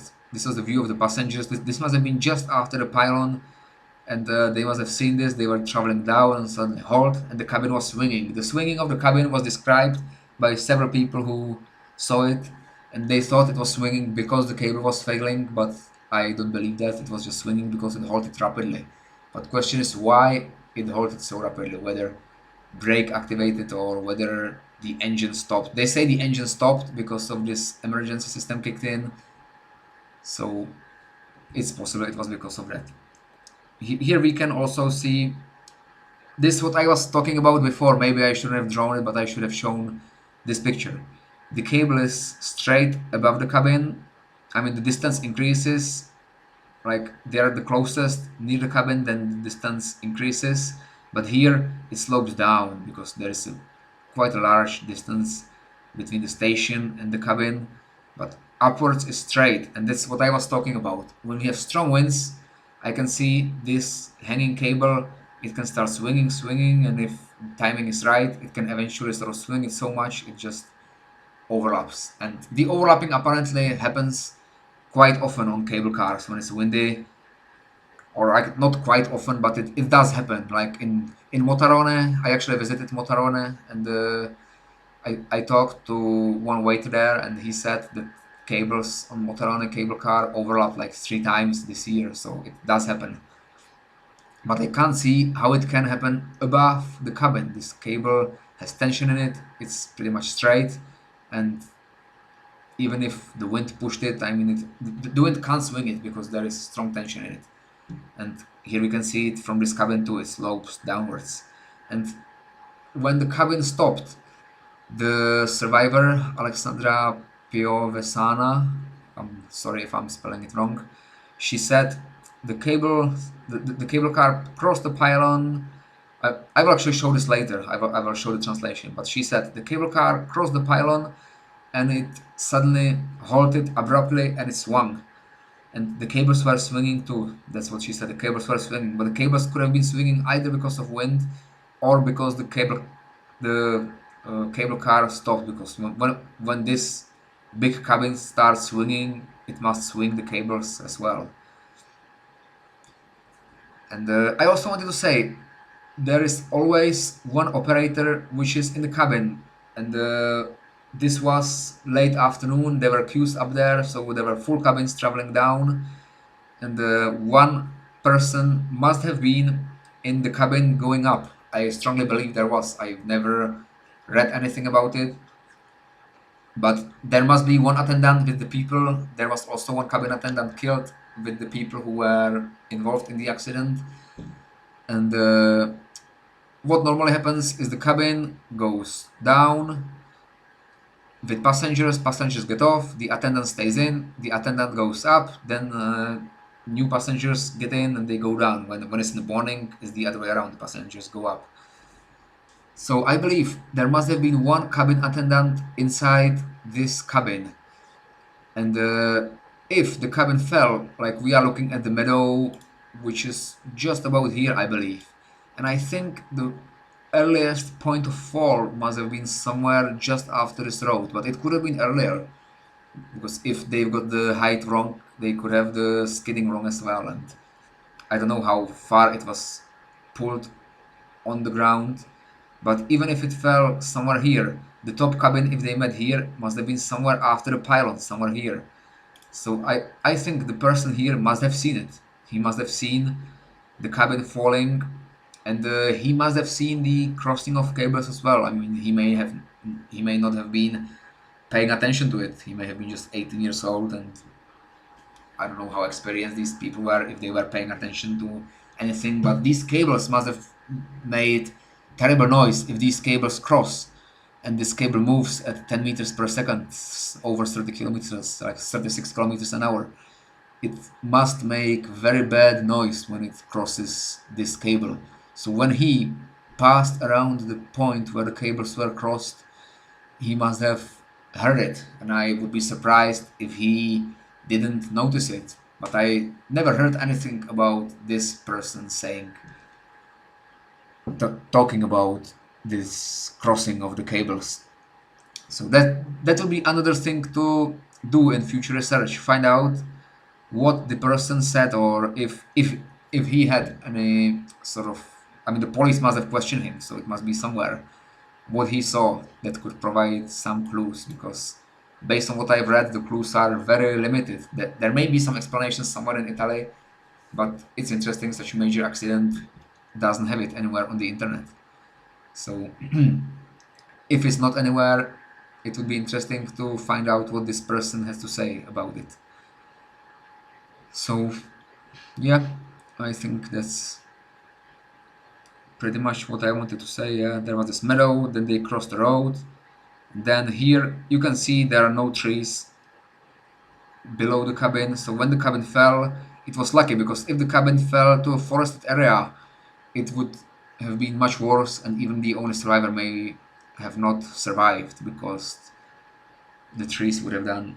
I mean, the trees could have probably weakened the actual impact. So maybe, I don't know, it's difficult to say what's better, whether to fall like into a forest or on a meadow. But regarding the dragging of the cabin along the ground, the trees would have been worse. So somewhere here they would have fell. Yeah, this is just workers working on the cable car. This is the cabin which fell. This is the view from bottom station upwards. And yeah, this is the middle station, I believe. Or maybe this is the station, this is the pylon, and this is the long stretch. And yeah, I believe the road is somewhere here. And the cabin must have fell somewhere here, I believe. Yeah, this is the view from the. I've already shown this. This is where the operator sat. They were talking on these telephones, and he had a view of pretty much the whole cable car. But I think, given the cable car was dragged along the ground, the operator didn't see the fact that it fell when it fell, because he just disarmed all the emergency systems and switched on the engine. Yeah, this is, I believe this is number 1. This is not the one that fell. Just near the bottom station. Again, you can see the cable is sort of going down, because there is a considerable distance between the cabin and the bottom station. And actually, what I wanted to say, maybe I should have said it before, but this sort of distance between the cables, it gets bigger the bigger the distance is between the pylon and the cable car. So when the cable car approaches the bottom station, then as you can see here, the distance is bigger on the side towards the mountain, because it goes upwards slightly. And it's all about the weight of the cable between different places. Like between the cabin and the station, the weight of the cable is not as much, but between the cabin and the pylon, the weight of the cable is much bigger. So there needs to be some flexibility, because if the cable was straight, there would be too much, how to say, too much force in it, and it would break more easily than if it was loose and left to hang. So yeah, it's always, wherever the bigger distance is, that's where the cable slopes downwards. So if the cabin was near the bottom station, then the crossing could have happened behind due to wind. But I don't think in the region where it happened, yeah, even if the crossing of cables, because the cabin fell here, it traveled for some distance, so even if the crossing happened when it was somewhere here and the pylon is somewhere here, like the distance is too short for any like cable separation to be significant for wind to cross them over like it's here. So yeah, I just want to mention this because here it may look like it's the distance between the cables is bigger and the wind can cross the cables even that the cabin is near the bottom station, and it can be behind the cabin like towards the mountain, but this is just because it's very far from the pylon. But when it's close to the pylon, I don't think the separation will be big enough for the wind to swing it. Yeah, actually this picture I want to compare with something. Let me just wait. Yeah, I'd like to compare this picture with the picture I took myself when I was in Cavalese, and it's very different. You can see there are very few trees, especially near the bottom. This is the pylon, and this is how it looks like today. This is Dos Dei Laresi. The cable car goes a very different route, and here it's looking down over the river, and this is where the electric sort of poles were going up. They aren't there anymore. There is just this one, and all the others are taken out. But they show pretty much where the cable car used to go. You can use this as like as a reference as a reference point. The cable car went about 10 meters to the left, as you can see in some of the pictures. Let me get the right one. This one. This is where the electric line went up, and it was about 10 meters when measured on the ground, between maybe 15. It looks more here, but I like measured 10 meters when I walked, and to me it seems based on the building today and where the cutting is, it was exactly 10 meters. So I think it was 10 meters, but it's not important. It's just I just want to show where the cable car went. These are these electric. This is the electric line, and yeah, basically the power lines went here, so the cable car went like here. Yeah, and here there is one meadow. Here are trees, and when we look here, you can just quickly compare it. You can pause this video and quickly compare it, but you can take some references. Let's say this house and this house. There's the same house. It's still there, and you can see there was a huge meadow around this house with a few scattered trees. Today is this meadow, and it's all forested. Even below, many trees here. There is a steep gradient going down. I wonder how they took this picture, because the picture ends somewhere. Like there is this house, then there is a forest, and this picture ends there. But that's about here, because here there are some rocks and there's a steep incline here. Then there is a meadow here. Let me just check. One of these trees is the 1998 accident. I think it's below this tree. There's a memorial, and that's where the cabin fell in the 1998 accident. Then there is a forest. Then let's see. Yeah, this is 98 accident, and here is where the cabin fell in the 1976 accident. So this is probably, I would believe this was taken shortly after the cable car was built, but I wouldn't think it would have changed very much. And we can see this house. There is a little stream. I will show some accident pictures later on, which will show exactly where the location is and how I found it based on that. But you can see, take this as a reference point. Then there is a stream, and just here there is like a meadow, and that's where the cable car stopped. So there are no trees at all, just a few stones on this incline, and that's where it must have been dragged down, and it stopped somewhere. I mean, I don't think by zooming in I can improve anything because we are looking through the cabin, but basically from this house there is a stream.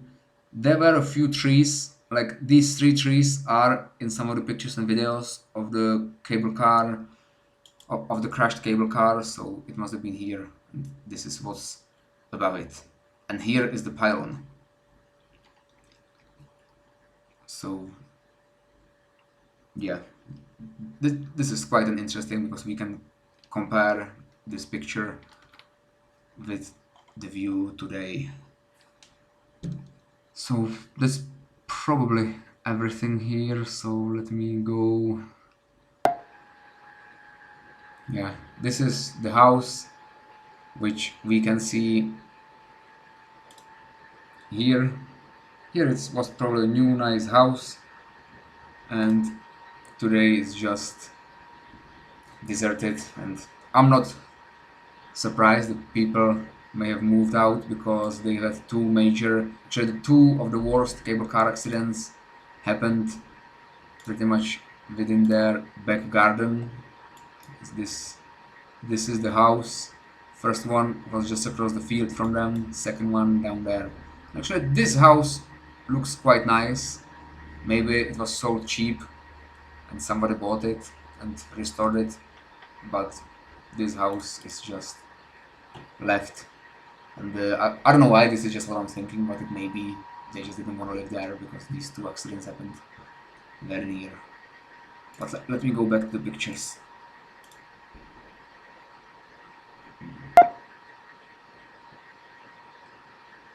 Yeah, this is the cable car as viewed from below. This is where these 2 cabins passed, and here we can see the trees, so this must have been taken from the meadow up here. Somewhere here is where the cabins passed. These trees below are these trees. Yeah, this is again in color. These red cabins, this is just before the top station, this is the middle pylon. You can see the power lines. Again, this is view from the bottom in color this time. This is the house I was talking about, the field. Here is the slope downwards. Here is somewhere behind the cabin is where it fell in the first accident. And you can actually see how few trees there were in those times, at least in the middle. Like the top of the mountain was forested quite well, but not the middle part. This is after the accident. The cabins are yellow, and yeah, this must have been taken after. And this is now about the second part of the track, which is between Dos Dei Laresi and the top, but I won't talk about this. I just wanted to give a brief, or not brief, it was quite long, but I just wanted to describe the history and show a few old pictures which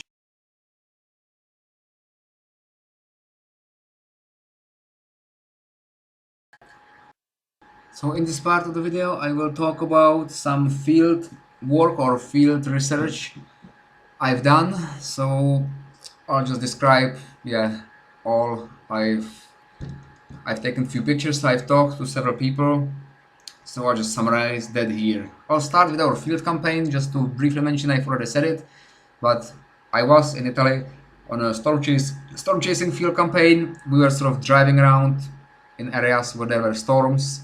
Some teams also crossed to France, but this is not part of this video. We were basically located usually near Milan, but sometimes as far west as Turin, sometimes as far east like near Venice as well.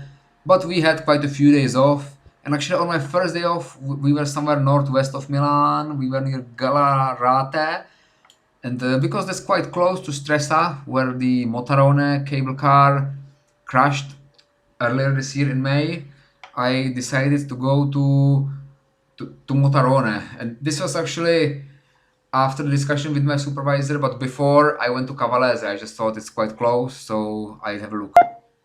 Yeah, in Motorone, it was pretty much what you can find in the news. This is the bottom cabin where the brake activated. This is the cable which fell.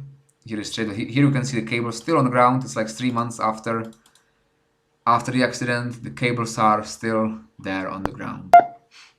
I walked up as far as the top because I tried to find where the cable snapped, and I found it. The cable is still lying there, but I was more interested like if it might have been struck by lightning, and I wanted to take pictures of the cable where it snapped, but the snapped part is wrapped in some plastic, so I couldn't see it.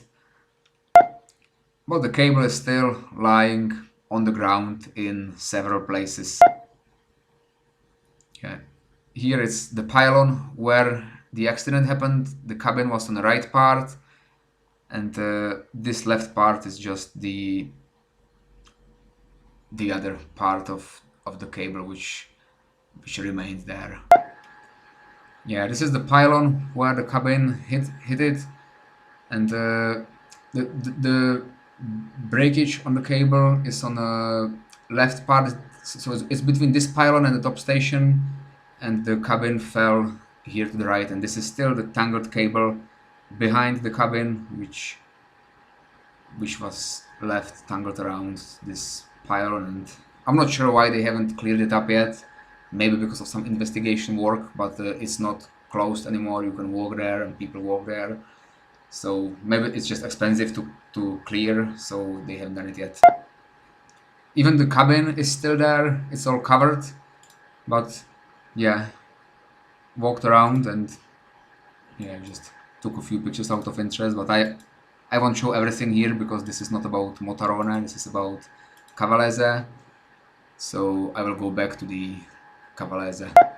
Yeah, but what I wanted to say is how I got to Cavalese is because next day we moved to a place called, yeah, the place is called Peschiera de Garda, or we were actually somewhere, we had a hotel somewhere, or I think it was San Martino where we had our hotel, or, well, it doesn't really matter, it was just south of this lake, like Garda, and I had a day off, so I thought how far it is to Cavalese, that I might have a look and just do some field work and maybe try to find the place where that cabin fell or talk to some people, because I had many questions which I couldn't find anywhere on the internet. So I just decided to wake up early and head to Cavalese myself. Yeah, it was still about 2 hours drive, but I got there for about, I think, 10 o'clock in the morning. And what I did first is I wanted to park in the town, and it's interesting how sort of cramped it was with tourists. I couldn't find a parking space, and there were people everywhere, and it's a very busy town today. So I parked down here near the parking lot, and I took the cable car up. And I just first what I wanted to do is like I either ask people who work at the cable car or in some like hotels which are in the area where I thought they may know either someone who witnessed the accident or that they may know more information about where the cabin fell, because what I wanted to do was find where the cabin fell, and I wanted to see the terrain because I think it didn't slide, because everywhere it says the cabin slid down a steep slope and then it stopped in a grassy meadow. And based on photos and videos, I didn't believe it, so I wanted to visit that place myself. So I started asking people because I had no idea where it was. I knew it was between the pylon, which is here, and between, like, I knew it was higher than the first Cermis, but I had no idea whether it was like this meadow, somewhere here or here or here. So it was it was quite challenging to find it, and I only had 1 day, so I didn't know if I would be successful. So I talked to people, and actually I'm quite impressed by the lack of knowledge of people of this accident, because first I just went to the cashier near, actually first cashier I asked a lady at the bottom, and she didn't know about the first accident, she only knew about the 1998 accident, so I thought she may just not be from Cavalese, just may work there. So I went up, And here I also talked with the gentleman in the cashier, and he says he heard there was an accident before 98, but he didn't know any more than that. Then I went to hotel, which hotel? Yeah, I believe it was this hotel, and I just asked at the reception that I'm doing some investigation work about the accident of 1976, if they know someone who may have more information. And nobody knew. The receptionist asked someone else who was there, and both of these people, they said they know about the plane in 1998, but they don't know about any other accident. So after that, I visited this hotel, St. Vallier, and Hotel Grünwald. And in both hotels, it was the same. They just didn't know. And they were not like people who they were not like young people. The only young lady was down here at the bottom, so she may not have been from Cavalese. But people at these hotels, they were Italian and they were sort of middle age upwards. So I don't know. Maybe these people are not from Cavalese. I didn't ask that, but I would think they are at least from the area, and I'm just surprised. I mean, I was the same. I went to Cavalese a lot, and I didn't know about the accident until my supervisor just coincidentally found it and thought it was the other accident. So if that didn't happen, I would also not know about this accident. But I'm not from Cavalese. I think if I lived there, I would certainly know there was another accident, especially given this magnitude and this severity. I mean, it was 3 times worse. In Motarone, there were 14 people, and in Cavalese, there were 42 people in 1976 who died. So I would definitely know. There is another thing I'm thinking, and that may be that people know, but they don't want to tell tourists because they think it would damage the reputation of Cavalese. Because the second accident was like very famous by the media, and everybody knows about it, and it's not their fault; it's the fault of the pilot. So they don't so they know about it and they talk about it, but maybe they just try to hide it, or that's just one thing that came to my mind. But I don't think there is anything to to hide from it. It's a long time ago, and it was a mistake of 1 or 2 or 3 people. And I don't think, given how big the tourism is there today, I don't think it would make any damage. It may even attract more people who may want to see where this huge accident happened, and they might even make a museum with photos and things like that. But yeah, but that's just what I thought. They either didn't know because nobody talks about it and there is not much information, or they simply don't want to tell tourists. So I had to be on my own. So I took the cable car back down and I started walking. First, I just walked on one of these. There are 2 paths. One is by the river. I took one. I think I took the river one first. Somewhere here, the, like where these power lines go, there is a little path which connects these two because this is a cycle path and there is a footpath. So I walked the footpath somewhere here. Then I crossed this meadow. And first I just had a look at the cable car accident, or at the location of the 98 cable car accident, which was easy to localize by looking at the images which are on basically on YouTube. Yeah, which you can see here. Basically the cabin fell here, and this field is this field, and here there was another little field with little trees, but you can see there is like a hill. There is like little hill going up before flat area, and then it goes up again. And that's what I found. I basically crossed the field, walked along these trees, and then this is pretty much forested today as well. Yeah, this is the picture I took from the top, and yeah, these are the power lines. This is the path which I took. I crossed this field, and these little trees were the trees here. 98, they were just little trees. Today they are quite tall, but you can see the tree line there. And I believe it was under this tree where Yeah, I mean, there is a tree today, but yeah, and there is little memorial. But actually, I'm surprised how unpreserved this memorial is. Like, there are no signs anywhere pointing to this memorial, and there are several pictures of the people who passed away or who died, who were killed in this accident, and their date of birth, and there are some flowers, but it's all like there is vegetation around it, and it's all like very not very well kept. And I think if Cavalese has so much money from tourism, they should at least preserve a memorial of the people who died there, and they shouldn't just forget it. I mean, it's a bad moment in their history, definitely, and they probably don't want to remember it much. But I would at least make some kind of memorial which is better than what people bring there, and I would at least make a footpath or something, and preserve it better and not let it just grow over. And it's even worse with the first accident. I'll come to that later, but I'll just describe what I did next. I just walked. Actually, I may just use this one. It's better than the Google Maps because you can see it better. So yeah, here I was. So I just decided I'll walk upwards and just try to find out similarities with the video which is on the internet.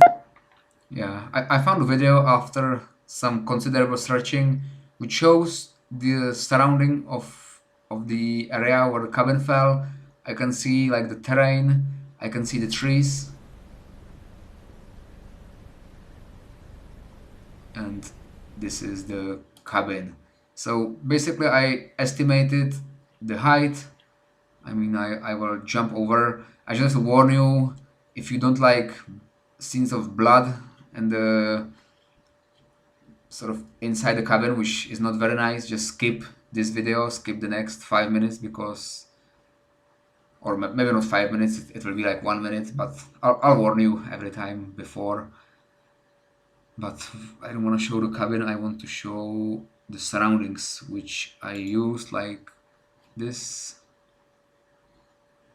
Yeah, I estimated pretty much where the cabin was. This is the house, and there is a stream, like a trough field, and today it's very different, but yeah, I just walked upwards and try to find similarities in the video and in what I see, and it was actually quite difficult. I spent more than 2 hours. Like, I knew it wasn't here because there was a steep slope.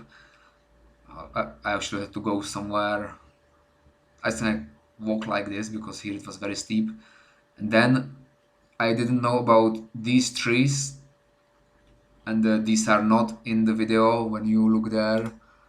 I will post a link to this video because this gives quite a lot of information. This is freely available and it's quite difficult to find, so I will put a link there. And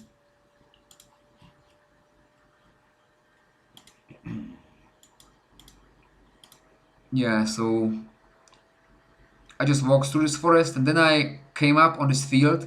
So first I had to orientate myself and find this like cut in the woods, and then actually I was thinking that the cabin may have been over here near this field, and after the investigation of the video I noticed the house, so I started searching in here. But even in this meadow it was quite complicated to find the actual tree. Like, I knew it was near this tree, but I couldn't find where it was for some time. Actually, I'm gonna show you all the images I did.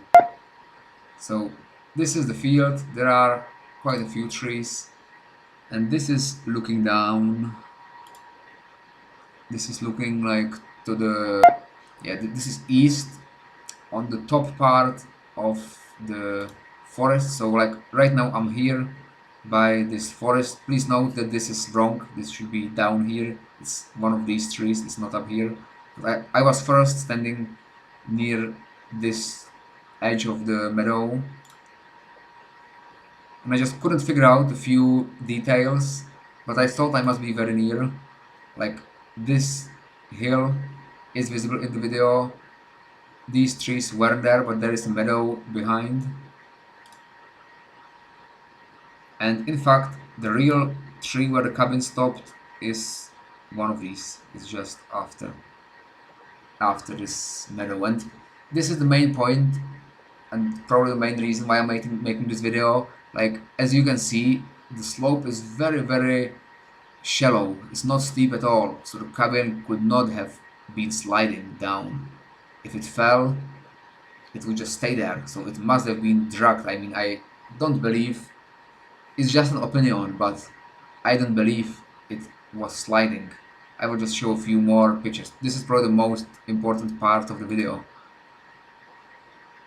This is view more to the left, and here, somewhere behind these trees, there were the power lines. And if I put this video back, yeah, this is view downwards. The cabin is to the left, to the right. These are the electric pylons, and here is the forest behind. This is similar view. You can see this. Well, actually, the hill I'm looking at is to the right, because the cabin stopped just on top of this hill somewhere here. But it's pretty much looking here. You can see the edge of the forest. There are more trees to the left, and there are no electric pylons. I was hoping these pylons would still be there, because they would make it much easier to find the real place, but they weren't. And there are few trees which I identified which are still there. This is like turning around the field. This is looking up into the forest. Yeah, just for orientation. Yeah, this is looking to the other meadow. So here, yeah, this is zoomed in towards trees, but you can see a trough here and a field there. And that's this field. There is a trough, and the trees are before that. And I also looked upwards. I just went in parallel up the hill. This was actually after finding the right tree, and I just wanted to see what is the terrain like where the cabin may have been dragged. And the trees weren't there. You can see like the majority of the trees are quite new here. I mean, it could be 20 or more years. Some of these are probably older, but as we could see in the photo which I've shown in the history part, there were no trees here, but look at all these stones. I mean, this terrain could change a lot. Think that it's 45 years since the incident. But, and this area is in the north of Italy. It can receive deep snow in winter. In the summer, it can receive hundreds of millimeters of rain between the summer and the autumn.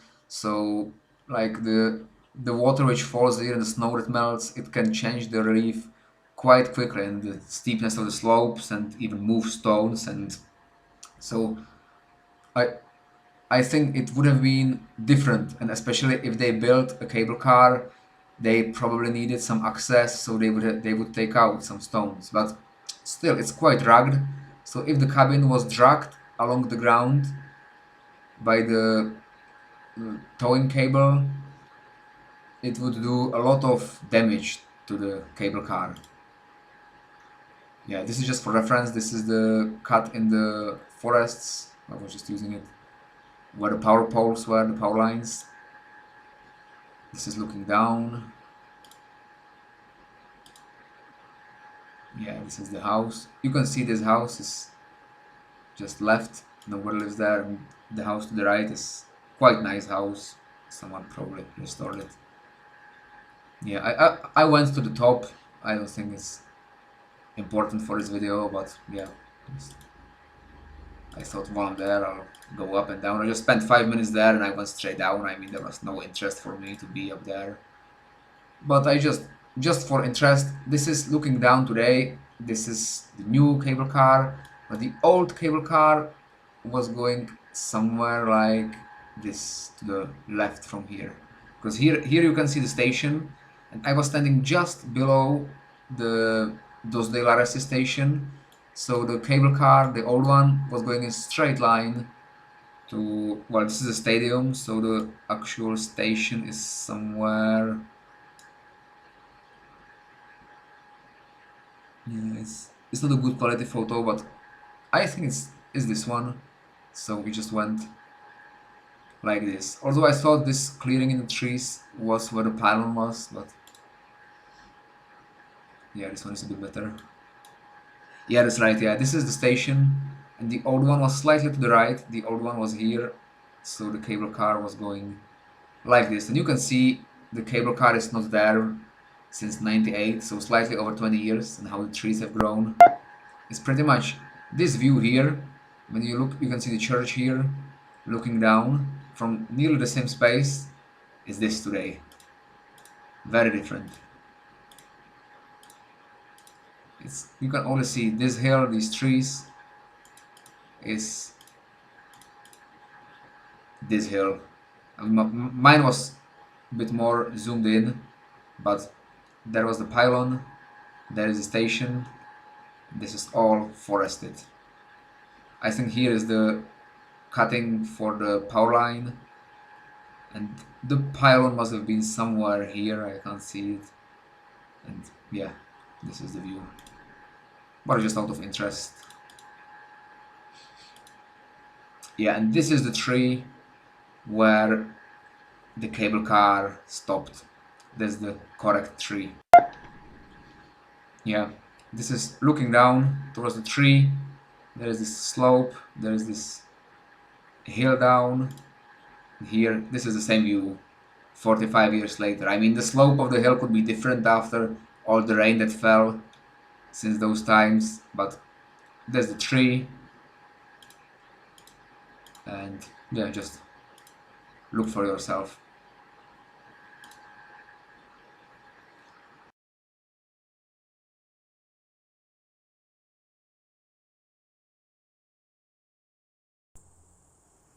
Okay, so I found the tree where the cabin stopped. So is this tree. The cabin stopped just in between me and the tree, and it took me quite a while to find the tree, but it agrees exactly with the video, and I found this cross and this memorial. I'm just surprised how forgotten it is, given it was such a major accident. There is just one cross, some flowers, but actually I had to clear this. This was all covered with grass. I just thought this might be the tree, so I looked and I saw something. So I uncovered all this. I mean, I didn't want to do any damage to the tree, but I just wanted this to be more clearly visible. And I think this deserves a bit more preservation given how major the accident was. There are some flowers, I don't know if they are recent or if they grow there. Maybe some people still go here, but still 42 people lost their lives here. I think it should be remembered better, but at least now it's visible. And yeah, I'll just do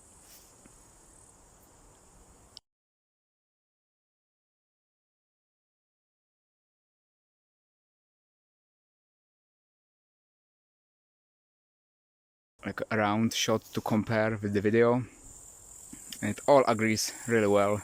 There used to be power lines. The power lines went from there. Before I was taking pictures in the wrong place. I thought it was up there, and this is the view down. It's very different. There are many more trees here.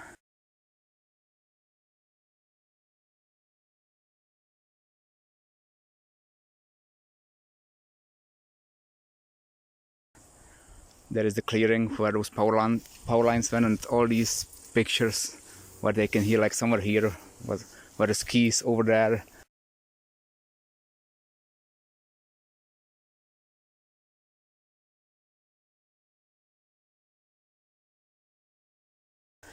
Was the wreckage, and it was on this hill. This is the view towards Cermis, and it was just on top of a hill, yeah, there is a trough going down, and there were no trees at all. There was a house which is there. I don't know if you can see it. it could be seen as the sun shines there through the clearings in the trees.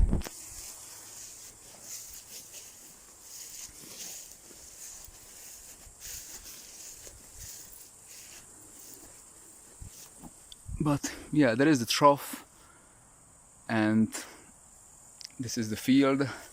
Some pictures were taken like this, from this angle, with the cabin over there.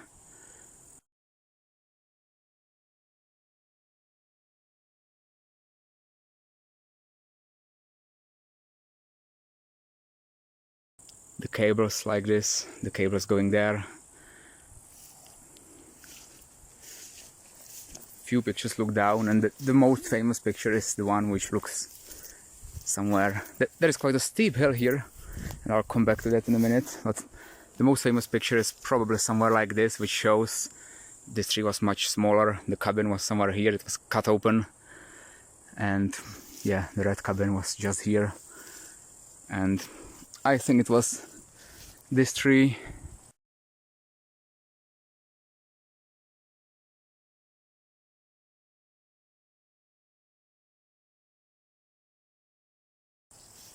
Which probably agrees. Somebody has cut it and a new tree grows. I mean, it's 45 years. This year it was 45 years in March. So it's a very long time, but still it deserves to be remembered. But what I want to mention here is, one thing is, it's mentioned everywhere, the cabin plunged 200 meters. That's not possible. It wasn't so high. May have been 200 feet, but not 200 meters. And what I want to mention, it says the cabin slid down for about 100 meters. And if such a cabin falls, I mean, it moves at about 30 kilometers per hour. And if it falls, it wouldn't move. Especially this terrain is like flat. It stopped somewhere here. And the cables, if I remember, like, if I do it right based on video and pictures, like the traction cable was going up and the support cable was lying on the ground.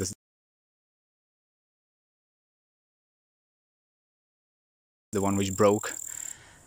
And yeah, the cabin must have traveled along some distance, because there were a few things which hint to that.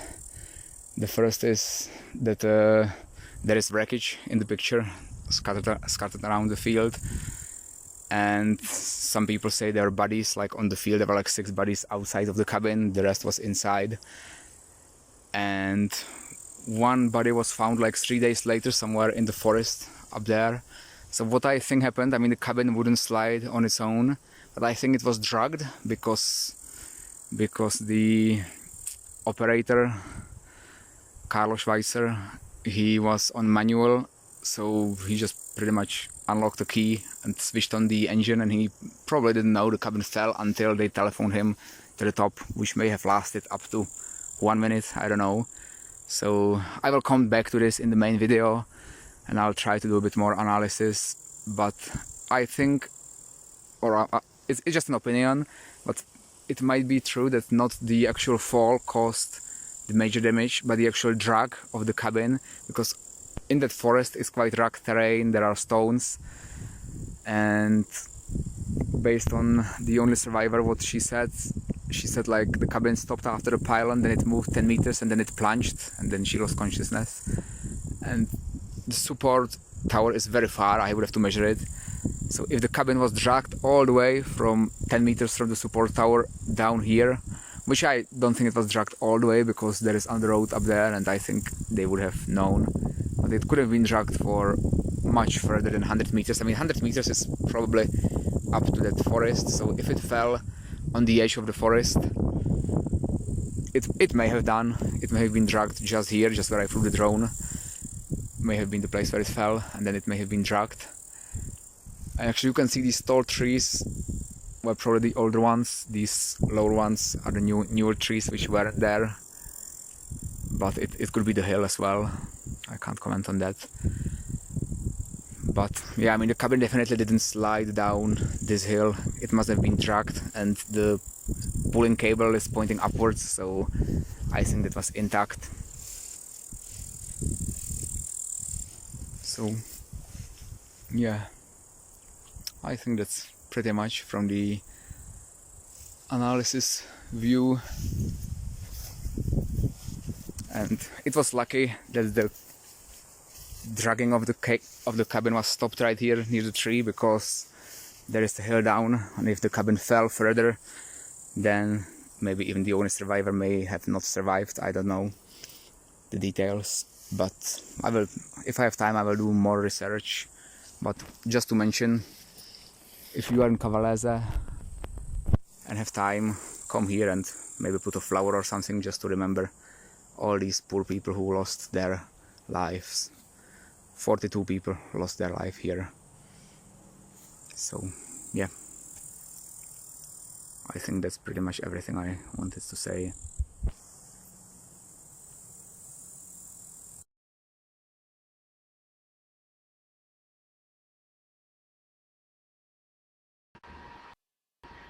So this is a drone flight I did in the area.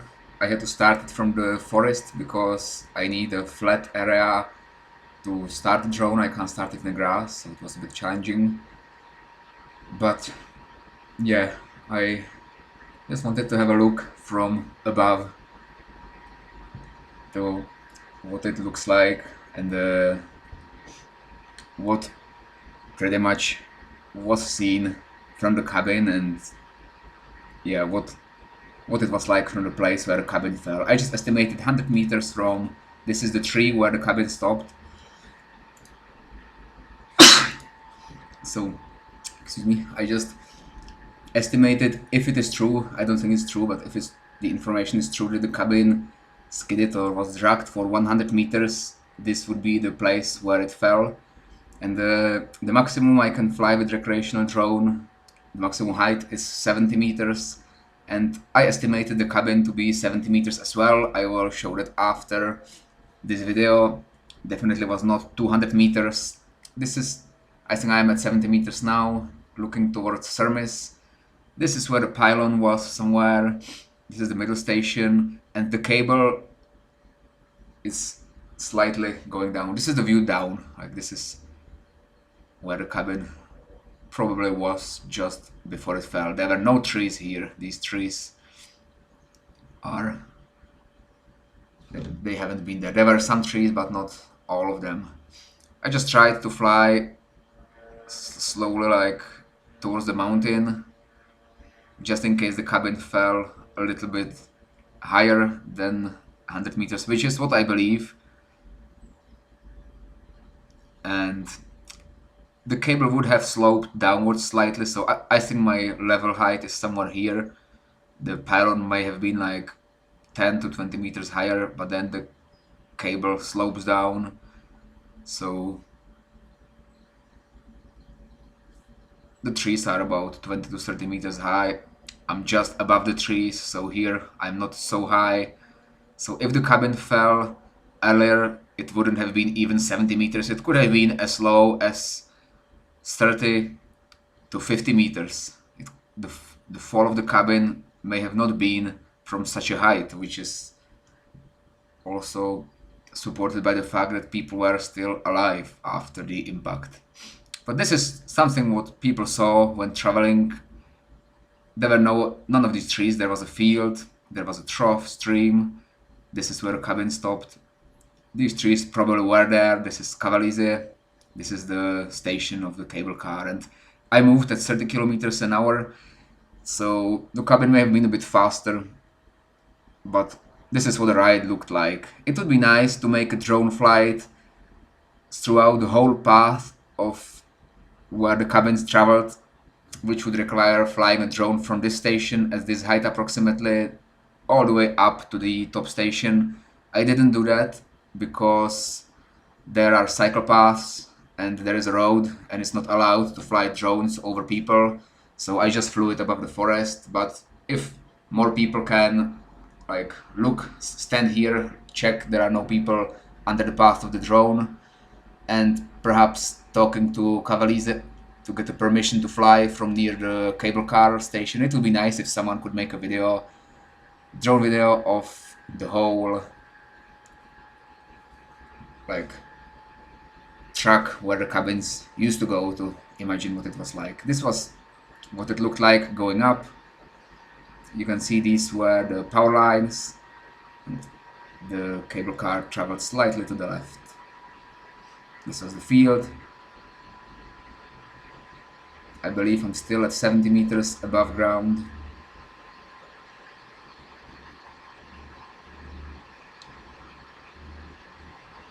And yeah, there was a slight slope upwards somewhere here, yeah. Yeah, the video is not of the best quality, it's because of rendering. I could make the quality better, but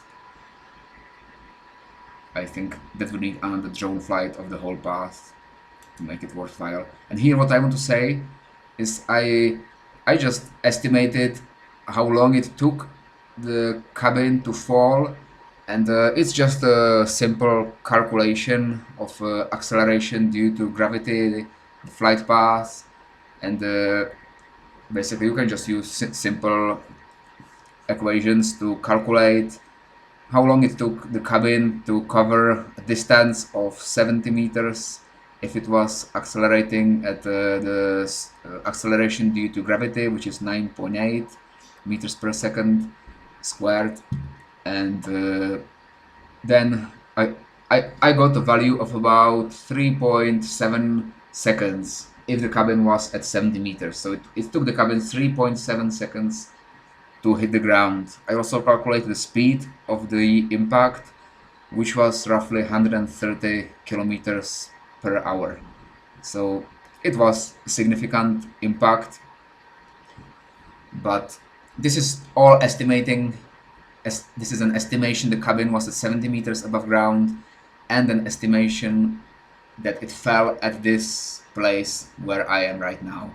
So I just tried, just for interest, to speed up the video of the drone descent to see what it was like, or what it looked like when the cabin fell. Of course, I didn't accelerate the video based on the acceleration due to gravity. I just uniformly speeded it up to 3.7 seconds. So the speed must have been much higher, especially near the ground, and lower in the upper parts, but it's just for interest. So actually this first one is just a slow descent. This is roughly, if it was 100 meters from the tree, which is here, this is where the cabin roughly fell. And actually I couldn't descend anywhere higher where I think the cabin really fell, because there were trees. I couldn't just fly between the trees from the top. So yeah, actually here I measured exactly 100 meters, or I didn't measure it, I estimated it with an app on the phone, but it should be relatively precise. I went up with the drone, and then I went down, and the down video will be speeded up. You will see it shortly.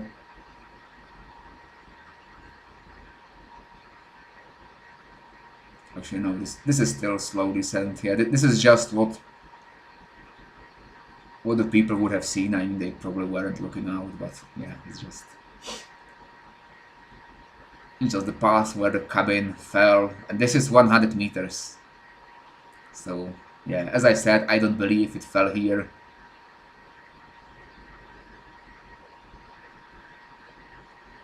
I think it fell higher, but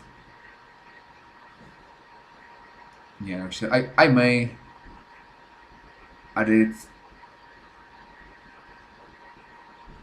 later in a better quality, because it's, for some reason, it's not uniform.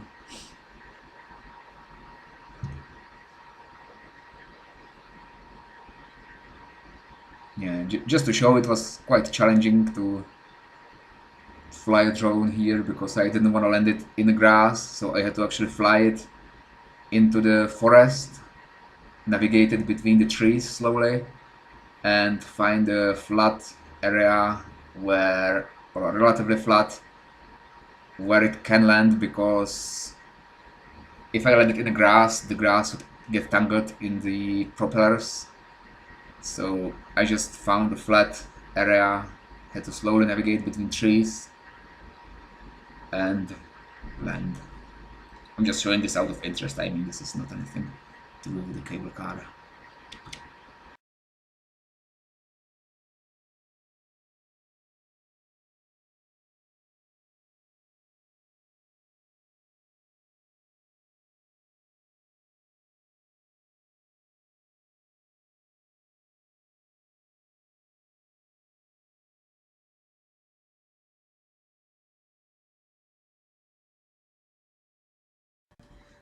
So now perhaps the most important part of the video, I'm going to talk about a few of the question marks which are not clearly answered anywhere on the internet. Like the most obvious one is here in Wikipedia. It says the cabin fell some 200 meters down a mountainside. I mean, it couldn't have fallen from a height of 200 meters. This is what I understand. It says it fell 200 meters, then skidded 100 meters. It may have skidded or been pulled for 200 meters. That would be more like that. But here I believe they somewhere officially stated 200 feet and someone got it mixed up. And I will shortly explain why I don't believe this figure. I don't know how to correct information in Wikipedia, but I think it should be corrected. And it's in more places. It states like all the news articles, all the major BBC and similar New York Times, they all state. Actually, here it's correct. I just found one which is falls 200 feet. So that's what I believe is the correct height. But this is the only one which says it correctly. I found many other which say 200 meters. And here I will explain why. This is a Free Map Tools. It's a website where they have an elevation finder, and you can click pretty much anywhere. This is a Google Earth satellite view, and you can click pretty much to any spot on the Earth to find its elevation. And it's quite precise. I tested it near some mountain peaks, and it was showing it with quite a good precision. I can show you, like when you click here, it's 884. If you click slightly less, I don't know what's the resolution, but yeah, now it's 875. So like the resolution is quite good, and I would assume it's correct. And if we go to the station of the cable car, which is here, and we measure its elevation, it says 918 meters. So 918 meters above ground is the lowest station. Then we need to go up, and what I use as a guidance is this this cut in the trees. I mean, the problem here is the sun was too low in this picture, so it's not visible very well, but you can see this. You can follow it. This is where the power lines used to go, and that's approximately where the cable car used to go. So this is just for orientation. And here is the top station, 1300 approximately. I just tested it before. Yeah, 1269. Yeah, you can see it's very precise. Even a small increase of like 10 meters in elevation, and it's shown here. And here we can see this is the cut where the power lines used to be, so about 10 meters to the right where the cable car used to go. And here is a trough, I believe. Let me actually no, I need to zoom in more, because there is a stream here. I believe it's this one where elevation drops to 1136. Then it rises again. I need to find a high spot. 1119. Actually, let me find it first. Okay, yeah, I just had to stop the video and just find the correct numbers, but I just got it. This is where a stream flows, and the elevation is only 1079 meters. So all the way from this Dos Dei Laresi station, it goes down. Then there is this stream. This is the new cable car, and this is probably the lowest point. And then it rises up to 1110 meters. So it's about 30 meters higher than the trough. So I believe the pylon was somewhere here, 1110 meters of elevation. And the pylons are about, I would say, 10 meters, maybe 15 meters high. So the pylon could have been at 1120 meters. And then when we go down, we can also compare this with the elevation of the bottom station, which is 918 in the summary. But basically we have these 2 points where the cable is hung. It's between 918 and 1110. And the cable is not in a straight line. It is a bit bent downwards because it's not as much as the pulling cable, but the support cable where the cabins traveled, I would say it's a little bit lower than a straight line, and especially at the midpoint. It may be, it's just my guess. I mean, I'm not using anything official, but because I don't know, maybe somebody can correct this, but I would think the cabins would probably be like 10 meters lower than a straight line between the bottom station and the pylon. But because the pylon was maybe 10 meters tall, we can subtract it and we can just use a straight line approximately between 1110 meters and 980 meters. And then when we zoom in, this is the house, this is the stream, and the place where the cabin stopped was somewhere here. It's one of these trees. I mean, it's not fully clear, but it was on the end of this. There's like a trough in the field. Let's see if it can resolve it. Probably not. I mean, it's not that precise. It shows 1 meter higher, like change of height, but there is like a ridge. There is a trough. There is a ridge here, and the cabin just fell on this ridge and traveled here. And if the estimation is correct, that it traveled 100 meters, it would have fallen somewhere here. And the elevation is 925 meters. Yeah, so what we have here, what is important are these numbers: 1110 meters, 918 meters. This is the difference in elevation between bottom station and first pylon is just under 200 meters. And then the difference in height between the first pylon and the place of assumed impact, if that's correct, of 925 meters, it's just under like 200 meters. It's 175 if I'm right, or no 185 meters difference in height. So the difference in height actually is nearly 200 meters, and that's probably what how some people came at the idea that it fell about 200 meters. But I don't think it's correct, because we need to measure distance. So I haven't used this in quite some time, but I'm just gonna show you how distance is measured. You can click here. Actually, I'm gonna do it and then restart the video. Okay, I just got it. So I measured the distance where the cabin would have hit the ground, and the cabin traveled 100 meters to this tree. So if the assumption that it traveled for 100 meters is correct, it would have hit the ground here. So that's where it would have fallen from approximately.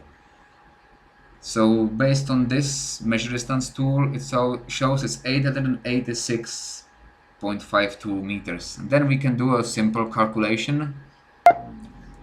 Yeah, we also need to know the distance between the bottom station and the pylon. Based on Google, it shows 1.7, but here it's 1.5. So it states in the documents it's 1.5. I don't know if it was rounded or not, because the ridge is here, but the pylon could have been slightly below the ridge. So these are all estimations, but I will use 1.5 kilometers or 1,500 meters as the total distance, just for simplicity.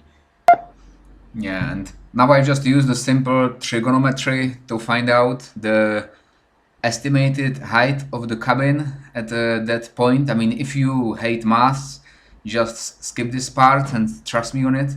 but I'm just gonna explain how I did it. I just took the elevations, the difference in them. I mean, this is the top pylon, this is bottom station. That's where the cable is suspended. The difference is 190 meters.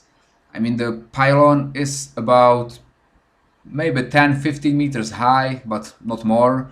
But then the cable is not aligned in a straight line. I've already said that. The cable is sloping down slightly. So I would just assume at the midpoint the cable would be about 10 meters lower than a straight line connecting these two places. This is the biggest assumption I'm making here, but I don't think it's far from true. But please correct me if anyone knows better about cable cars. But based on this, I measured the distance. The distance of the place of impact from the pylon is 885 meters. I just rounded all these numbers to the nearest 5 for simplicity. The distance between the pylon and bottom station is approximately 1.5 kilometers or 1,500 meters. And when we take these into account, we can approximately estimate the angle of a line which connects these two, the bottom station and the pylon. If we take a straight line, I mean the cable does not follow a straight line, but if we assume there is a straight line, and this would be the bottom of the pylon or the estimated height of the ground based on that elevation finder and the station, then this is the angle. We can just use a simple trigonometry where the tangent of the angle is the length of the opposite side divided by the length of the adjacent side. Yeah, so we know the angle now, which was calculated to be 7.93 degrees. And then we can apply the same here because the angle is the same. And here I just took, I knew the distance, 885 meters, and what I'm trying to find out is this x, the difference between the height of the pylon and the height of the cabin before it fell. So again, I'm applying a simple trigonometry. Actually, I wrote this one out.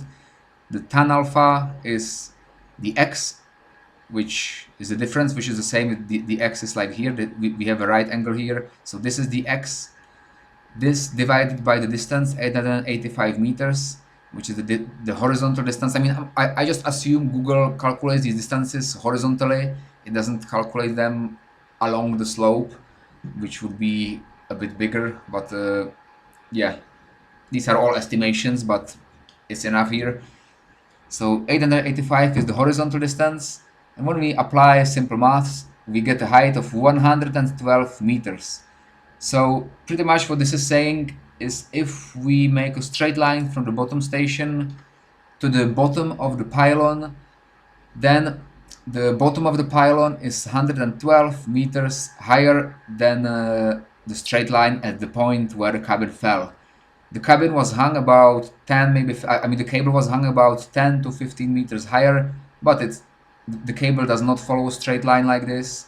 It follows more like down and then slightly up. Deforestation it's bent a bit. So I would assume this should be estimated nearly correctly.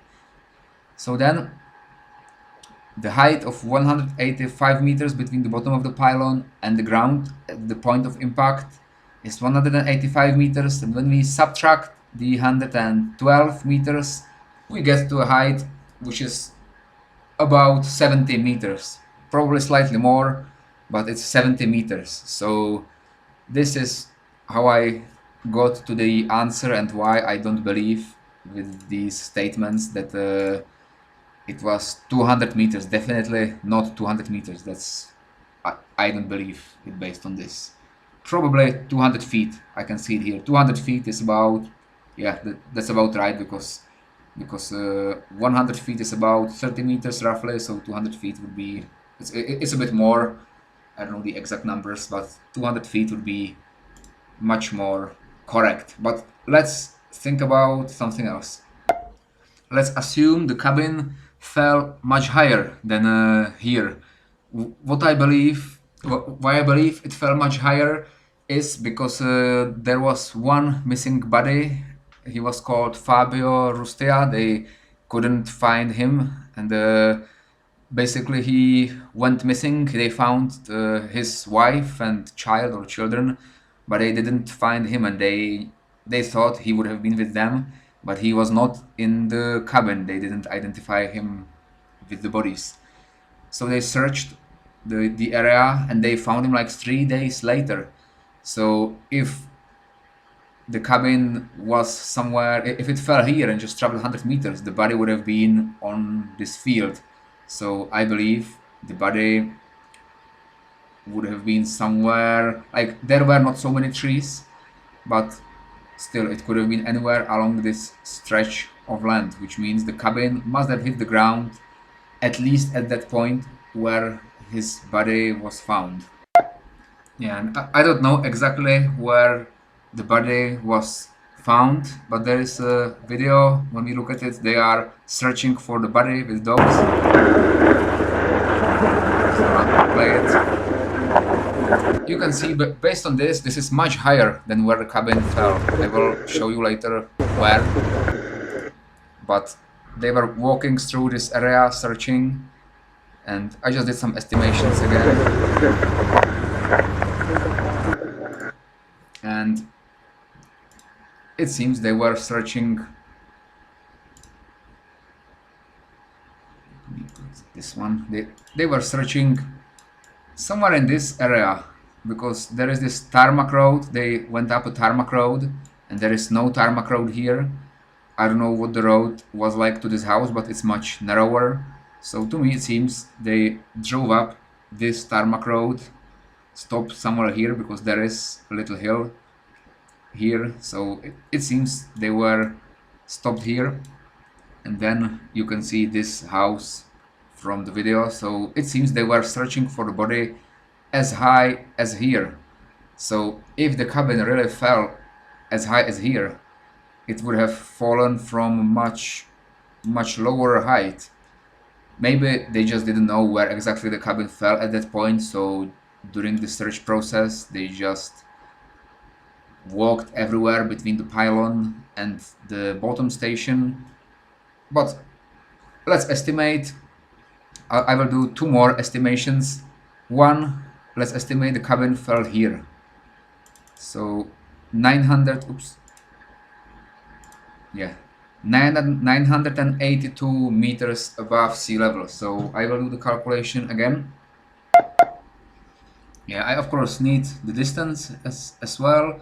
So just estimating where I clicked with the altitude and where the pylon is approximately 511 meters, so I'll round it to 110. Yeah, so applying the same numbers, assuming the distance 110 meters, and this is the horizontal distance, vertical distance of 128 meters, then the x based on the same angle. I just cross this out. I don't have much time left and I want to cover a few things, so I didn't write down the calculation, but you can check it yourself. It's 14 meters, so 14 meters below the pylon. So it was actually higher here, because the full height difference is 128 minus 14, that's slightly over 110 meters above ground, so the impact would have been worse if it fell somewhere here. But let's assume one more thing, and that's because based on what the owner survivor said at the court hearing later on, was that the cabin stopped just after the pylon, then it was restarted, and after about 10 meters it fell. And then she lost consciousness and woke up once the cabin was stationary. But let's assume the cabin really traveled only 10 meters, and then the cable broke. Yeah, so let's assume the cabin fell a much shorter distance than after much shorter distance than what was assumed in the calculations before.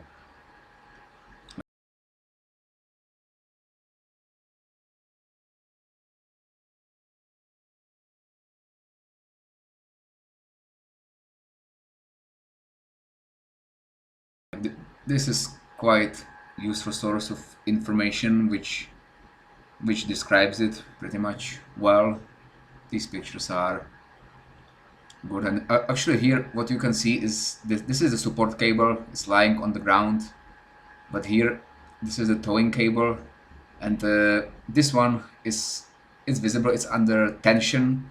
And what I think would have happened if the cabin was sliding, it would have overtaken this cable and there would be no tension in the cable.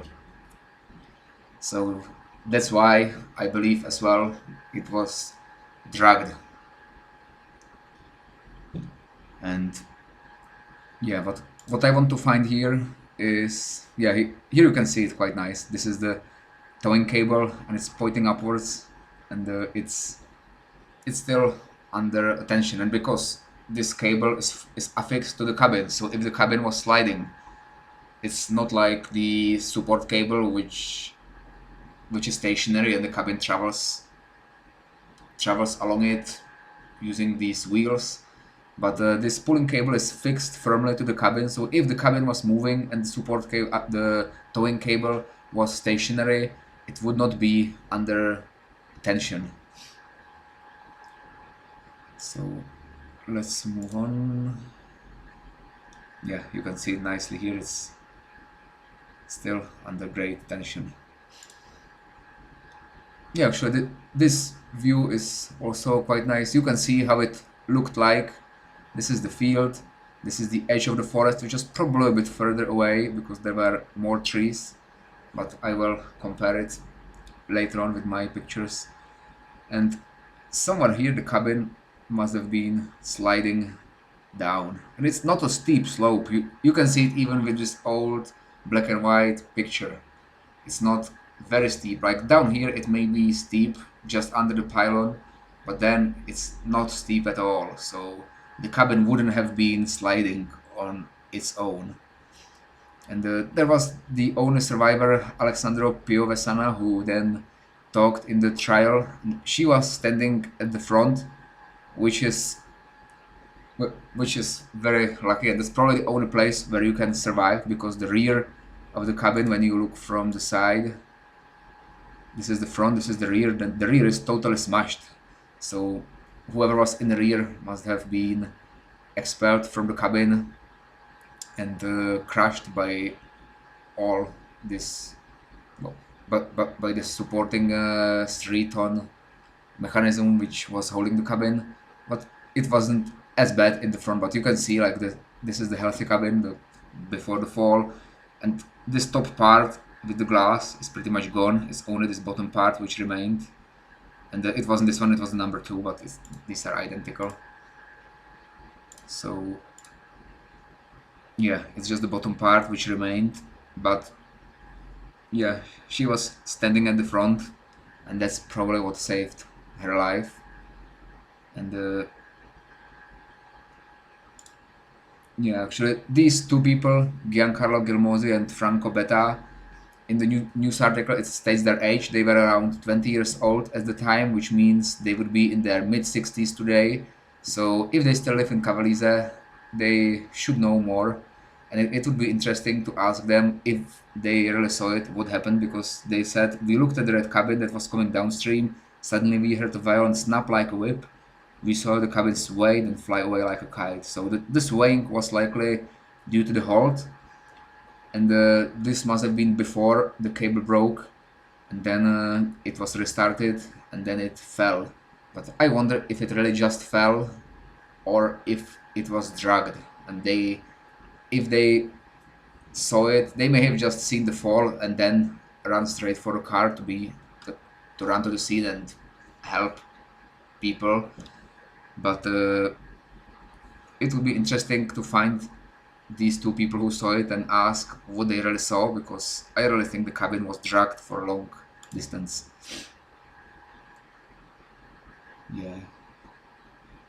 Yeah, they found a heap of debris, 6 corpses, the others are imprisoned among the twisted metal sheets in the cabin. So 6 dead bodies were outside, the rest were inside. And in the news article it said that many of the people are still alive when they arrived at the scene.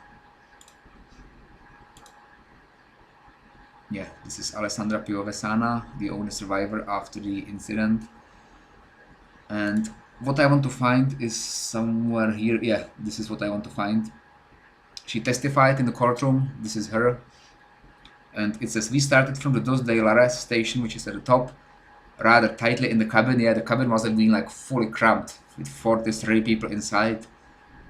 It must have been, yeah, very tight.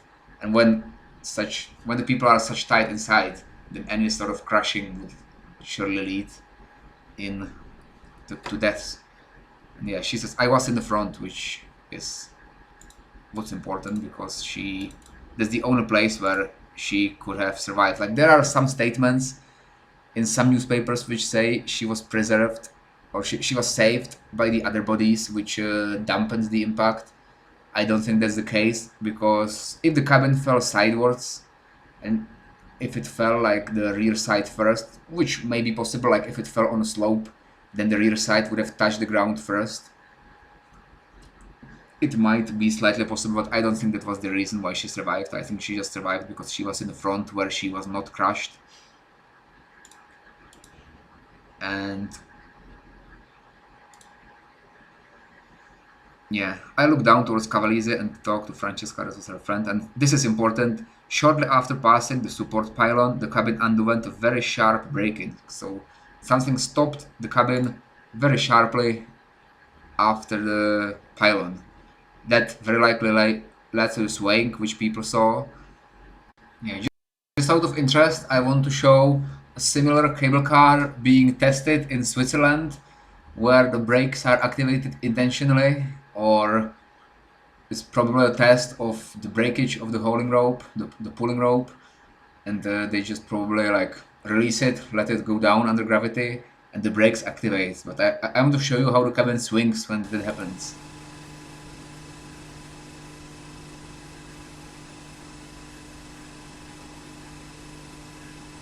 Yeah, so if that cabin in Cavalese was swinging similarly, we have to think about whether that could have caused crossing of the cables, and perhaps the people who saw it swinging could say how much it really was swinging.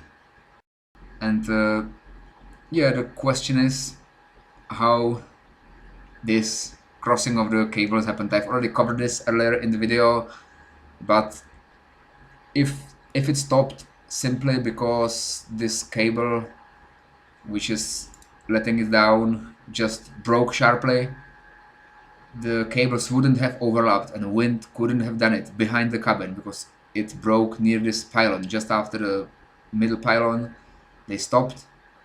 And what could have done it was if the brakes on the cabin activated, then this cable would have continued going down before this straightened, and probably it would bend downwards here, and it might have bent upwards here and then fallen over this support cable. This one theory. The other is, of course, maybe the swaying. If it was swaying a lot, maybe that could have led to the overlapping as well. But yeah, I'm just hypothesizing here. But then it says we were still for about a minute. So about 1 minute they were still. Maybe this information may not be precise, because when someone undergoes such a terrible experience, their brain tries to forget about it. So she probably didn't remember all the details, but even this is quite detailed information. So it probably took a minute, could have been longer, because it takes some time for Carlo Schweizer at the middle station to phone for what to do. Then he picked up the key and restarted it manually. Then the car started up again, and it must have covered about 10 meters. That's important, only 10 meters. But she says, I'm not sure, so it could have been more. Finally, she fell. But if she says 10 meters, then 10 meters and whatever I used in my calculations, like over 100 meters, that's a very big difference. And I'm not sure how quick the cabin was moving under the manual restart. But yeah, I mean, only this is 50 meters, the pylon was here. So if it fell only after 10 meters, it couldn't have been very high. Because when we look at the elevation, if the pylon was here, then like 10 meters is probably here. and yeah, it's below the resolution of this Google Earth. Yeah, it's 110, 185. So there is probably 20-meter difference in elevation, and this is probably 20, 30 meters away from the pylon, if I'm right with the estimation where the pylon was. So yeah, if the cabin fell somewhere here where the slope was steeper, 1095, yeah, it goes up for some reason, but it should go down. Maybe I'm just not going in the right direction.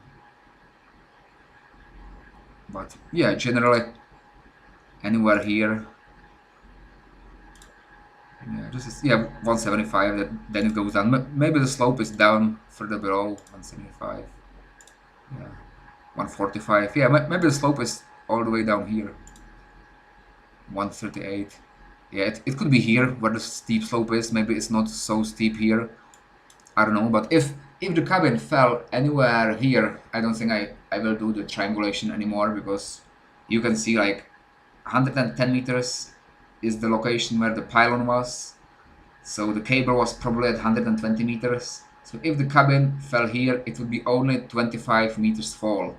If the cabin fell here, it would be about 45 meters fall, still less than 50 meters, which is a very big difference in the final impact. When you have an impact from 70, 80 meters, it's much bigger than when you have an impact after falling 40 meters. And it could have been much less.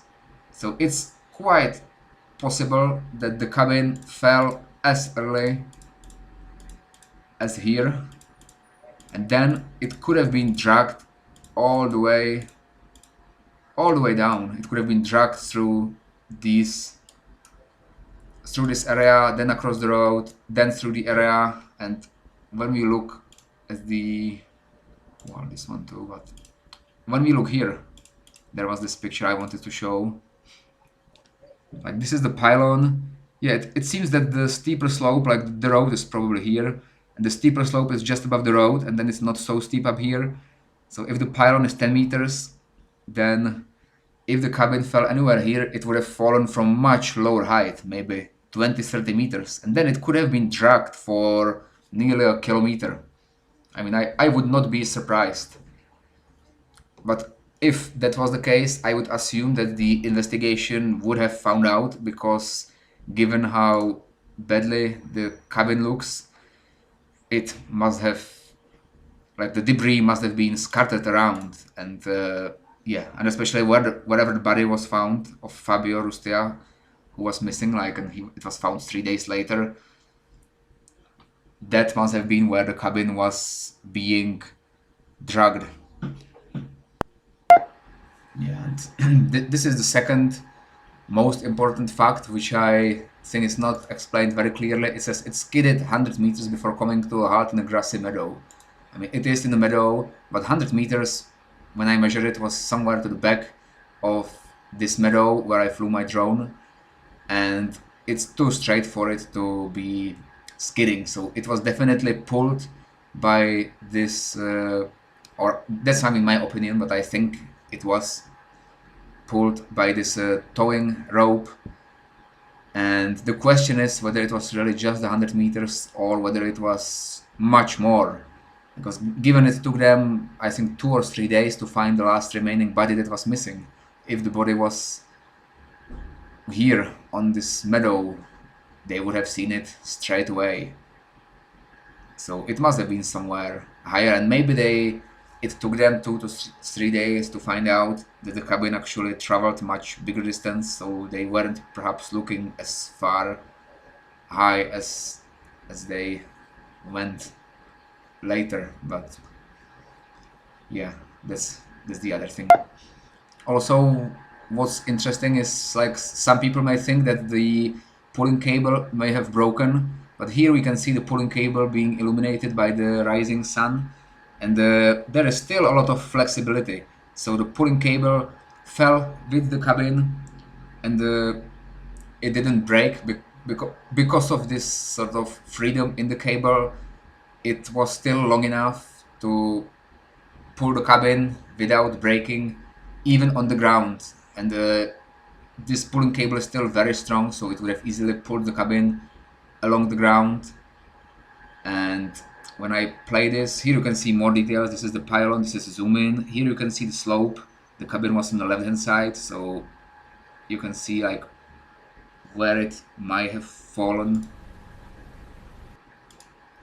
Yeah, then there is steeper slope. Here is probably the road. I mean, it's not a very good quality. This is archive video from probably not even like a VHS camera, but the older film camera. But at least it's in color. I'm surprised there are color videos available online. But yeah, the cabin could have been dragged everywhere here.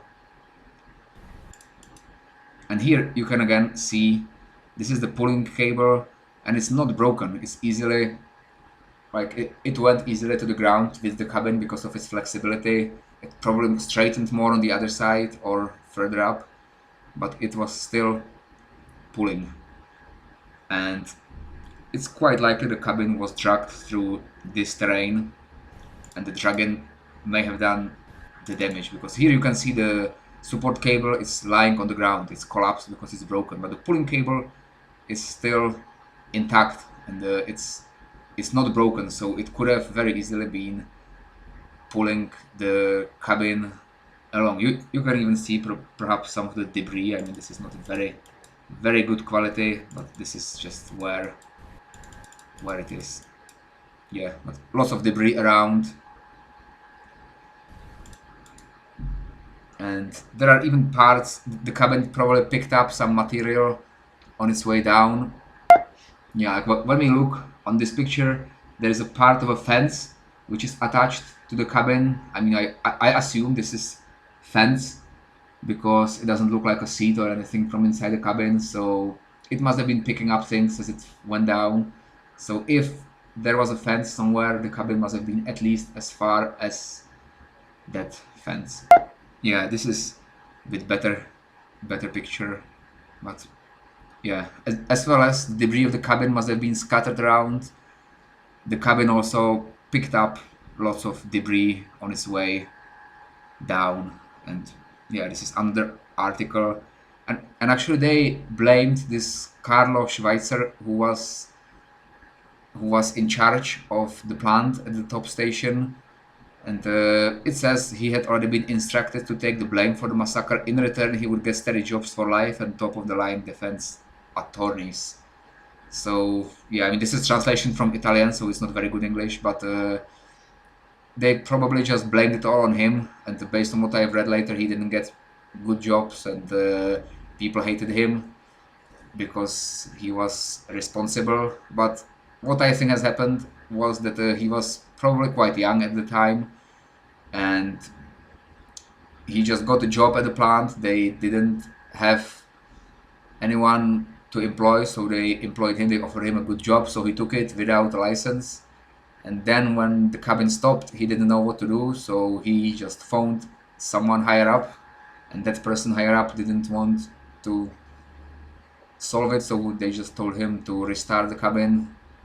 So he did it without knowing. Like he probably should have known, like the key shouldn't be touched. So he is to blame, but I don't think he is the main person to be blamed. It's probably someone higher up who instructed him to restart the cabin. But yeah, that's not the purpose of this video. This video is supposed to be more about the facts and more about finding out what really happened. But yeah, this is just some more information which is available online. And by the way, he doesn't live anymore. He died 1 year after the second accident. In 98 was the accident, so he must have died in 1999. But let me go back, yeah, to this. You can see there is quite a lot of debris scattered around quite far from the cabin. So yeah, this is more against the fact that it was dragged, because if it was dragged, the debris wouldn't be scattered so far from it, but it depends how quickly it was being dragged as well. And this was maybe moved here when they were like taking out the bodies, because this was 1 day after. I have to mention this was in the morning after, because in the day before they just put the bodies out on the sheets. They had to identify them, they had to take them out, and then all the news, the people from the news with their cameras arrived like later in the morning. So that's the morning after these pictures. Yeah, I also want to show the inside of the cabin just to support the hypothesis that it was dragged. And I just warn you, if you don't like blood, there will be some blood visible, so just skip this part. And yeah, maybe 2-3 minutes. But I just want to show this. You can see like the most important part is that these are the poles where people like hang when they stand up, and they are all bent like rearwards at the top and to the front at the bottom, and this seems to support that when the cable, when it fell, it probably hit the ground with the rear part first because it fell onto a slope, so the rear part hit the ground first. That's probably what caused the initial bending. But then if the towing cable was dragging it, it would make it even worse because it would pull the rear part forwards, and because it's very heavy, it will just keep sort of pushing down and making it worse for the people in the rear, but better for the people in the front because the front part was like slid towards the front. And also what might have happened is that, let me get out of here,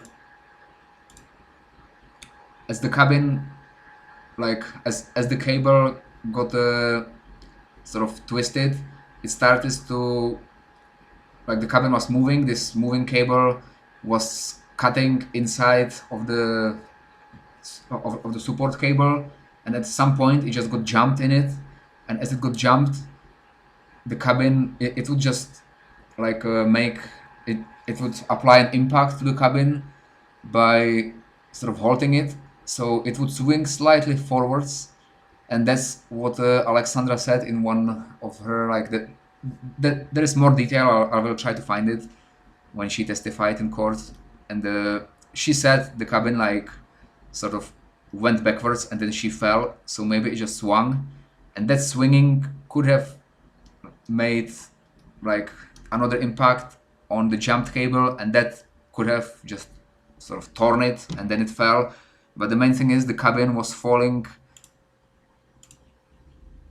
like I think it was falling like this, but if it swung, it could have been falling like this. I mean, I'm sorry for the drawing, but I hope you understand what I mean. If it swung, it could have been in this position, then it broke, and then that's why this may have been why the rear part hit the ground first, and that's why it was crushed more than the front part. That's also possible, but clearly any sort of dragging of the cabin along the ground on this terrain would have caused a lot of damage. I mean, this is a very clear video which shows all the details. You can even read the newspapers which were left in the cabin. You can see the newspapers from those times. So I will post a link. You can see it if you want, but I won't include it in this video. But yeah, that's probably all what I wanted to show regarding this.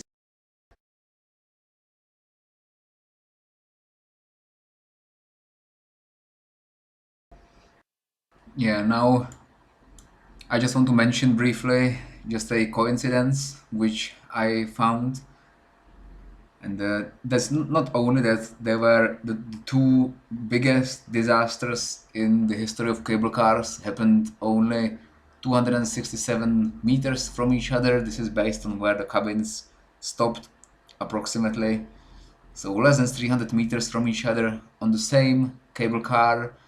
And every time it was a cabin coming down in the afternoon full of skiers, and every time the support cable broke. I haven't heard of the support cable breaking in the other accidents that happened.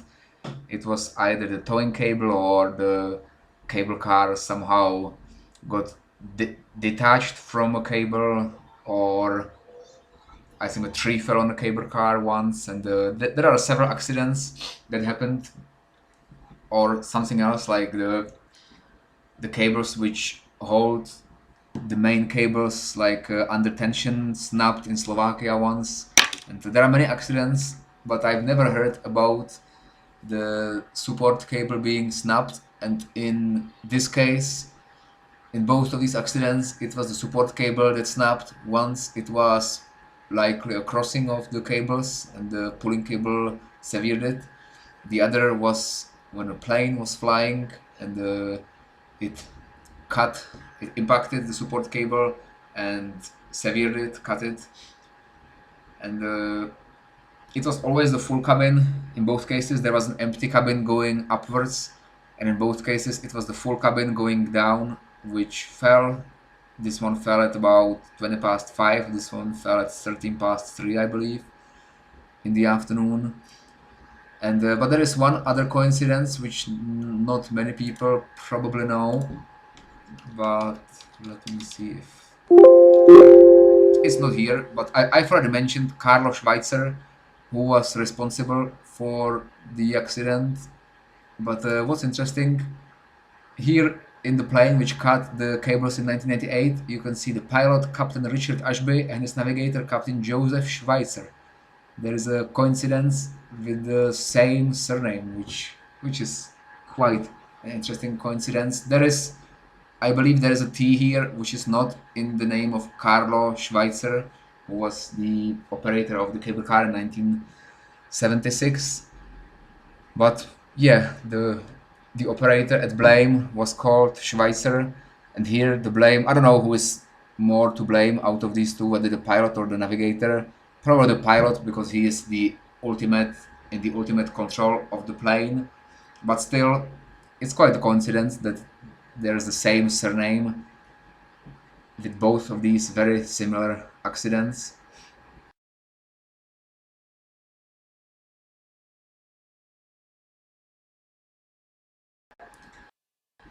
Yeah, so now I would like to make a conclusion of everything. So yeah, to sum up, I hope I've covered all the details of this tragic incident which happened on 9th of March 1976, which I surprisingly, like many people in Cavalese, didn't know about until very recently. And I don't know why this incident is not covered so much, even that it's the worst ever cable car incident in history. It's 3 times worse than the recent Motorone. In Motorone, 14 people died. Here in Cavalese, it was 42 people. So it's 3 times worse. And it happened 45 years ago, but still, it should be remembered much better than it is remembered.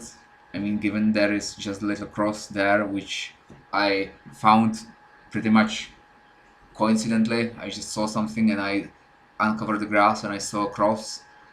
So I believe there should be a memorial built by Cavalese, given how many tourists go to Cavalese. It shouldn't be a problem for them to invest in some kind of a memorial. I mean, I did find, let me just show this. Yeah, online I found a memorial which is somewhere, and what I thought originally was that this is the tree where the cabin stopped and then that they made such a memorial there, but it's clearly a very different place. I don't know where this memorial is exactly. It might be in the place where the cabin hit the ground, maybe people know, but I couldn't find that anywhere. And that's what I thought there would be, but it's not there. I thought it would be easy to find the place based on this, but it's not there. There is just a little cross. So I believe there should be a bigger memorial, unless if the other one is somewhere higher up. It could be somewhere here based on the picture. So yeah, maybe they already have a memorial, but if not, I believe a memorial should be made there. And yeah, that's pretty much all I wanted to say. I mean, I would really be interested if anyone knows anything more about what I covered here. Please give comments or please correct anything, because as I said at the start of the video, I'm not an expert. I just did this because it surprised me. There was such a huge accident there and I didn't know about it, even that I went there very frequently, and I was surprised even the local people didn't know about it, or they probably just are trying to hide it. but I don't think there is a now reason to hide it. It's a long time ago. It was a mistake which was made by one, two, maybe three people, which probably don't live anymore. And there will be a lot to learn for future possible accidents to avoid them. And I think it may even attract people if like a museum was made or some kind of a place with pictures. People would surely go there and have a look, and I don't think it would deter people from going there, because today the standards are very high. It's very safe, although accidents still happen. It's like the motorone accident. I don't think it will never be 100% safe, but these cable cars are very safe. They are nearly as safe as airplanes. So I don't think there is a reason to hide this incident anymore.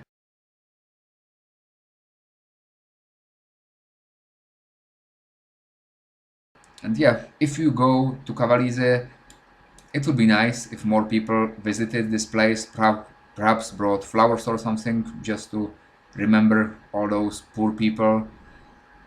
And yeah, I think it should not be forgotten. And just to show you how to get there easily, is you can park here. There is a parking place, very big parking place. You can find a place even in busy days. It's free as of 2021. There is no charge to park your car. You can just cross the bridge. This is the station, the bottom station of the cable car. And then if you walk past, you cross, there is this cycle route which you cross, and there is this little tarmac road which goes up in the forest. It bends here, and it it practically leads to this house, which is a private house. But when you get there, just turn left. Just before the house, I will show you a picture. There will be a road like this. Like to the right is a gate to the house, which is private. But if you turn left, there is this path in the forest which you can follow. And this is the house. I mean, I didn't want to take pictures of the gate, because if someone saw me, it would be strange that I'm taking a picture of their house. So just so you see which house it is, but it's quite clear. I mean, you just walk on this tarmac road. Just before gate, you turn left. You will see this path, and then in the forest, you will get to another path which crosses it. Turn right on that path. It's not in Google Maps, but basically you are somewhere here. This first path leads somewhere here. Then you turn right as you go up, because you are going like sort of downwards on this image, but up the hill you turn right, and the path will lead all the way here. And then you will just see a tree. I will show you which tree it is. Not this one. This tree. This tree, and just under it is a little cross, and there's the tree where the cabin came to a halt. These are a few pictures from the field, but yeah, it's, I think this picture shows it the best. Yeah, just under this tree. So I think that's everything. Yeah, sorry the video was so long. I think it would need some cutting, but unfortunately I won't have time to do that. Yeah, at least I hope I will be busy in the next few months with my project, and I will get back to storm chasing. But I think it's important there should be one piece of information where everything is summed up, and I hope it will open up a discussion, and that people will add more information to it as it becomes available. Perhaps few locals will watch it and type in more. Feel free to type in Italian, I can translate it. And yeah, I would mostly like more information and clarification, or some explanation of the hypothesis of what caused this incident. And yeah, I'd be interested how far this cabin was dragged, if it was dragged, and if there are any survivors or any people who still live today and who were operating the cable car at the time of the accident. Then they may know more. So yeah, feel free to add information, or if you find more information online, just add a link. That would be nice. So yeah, that's everything for me. I'm gonna post the video online. Thank you for watching.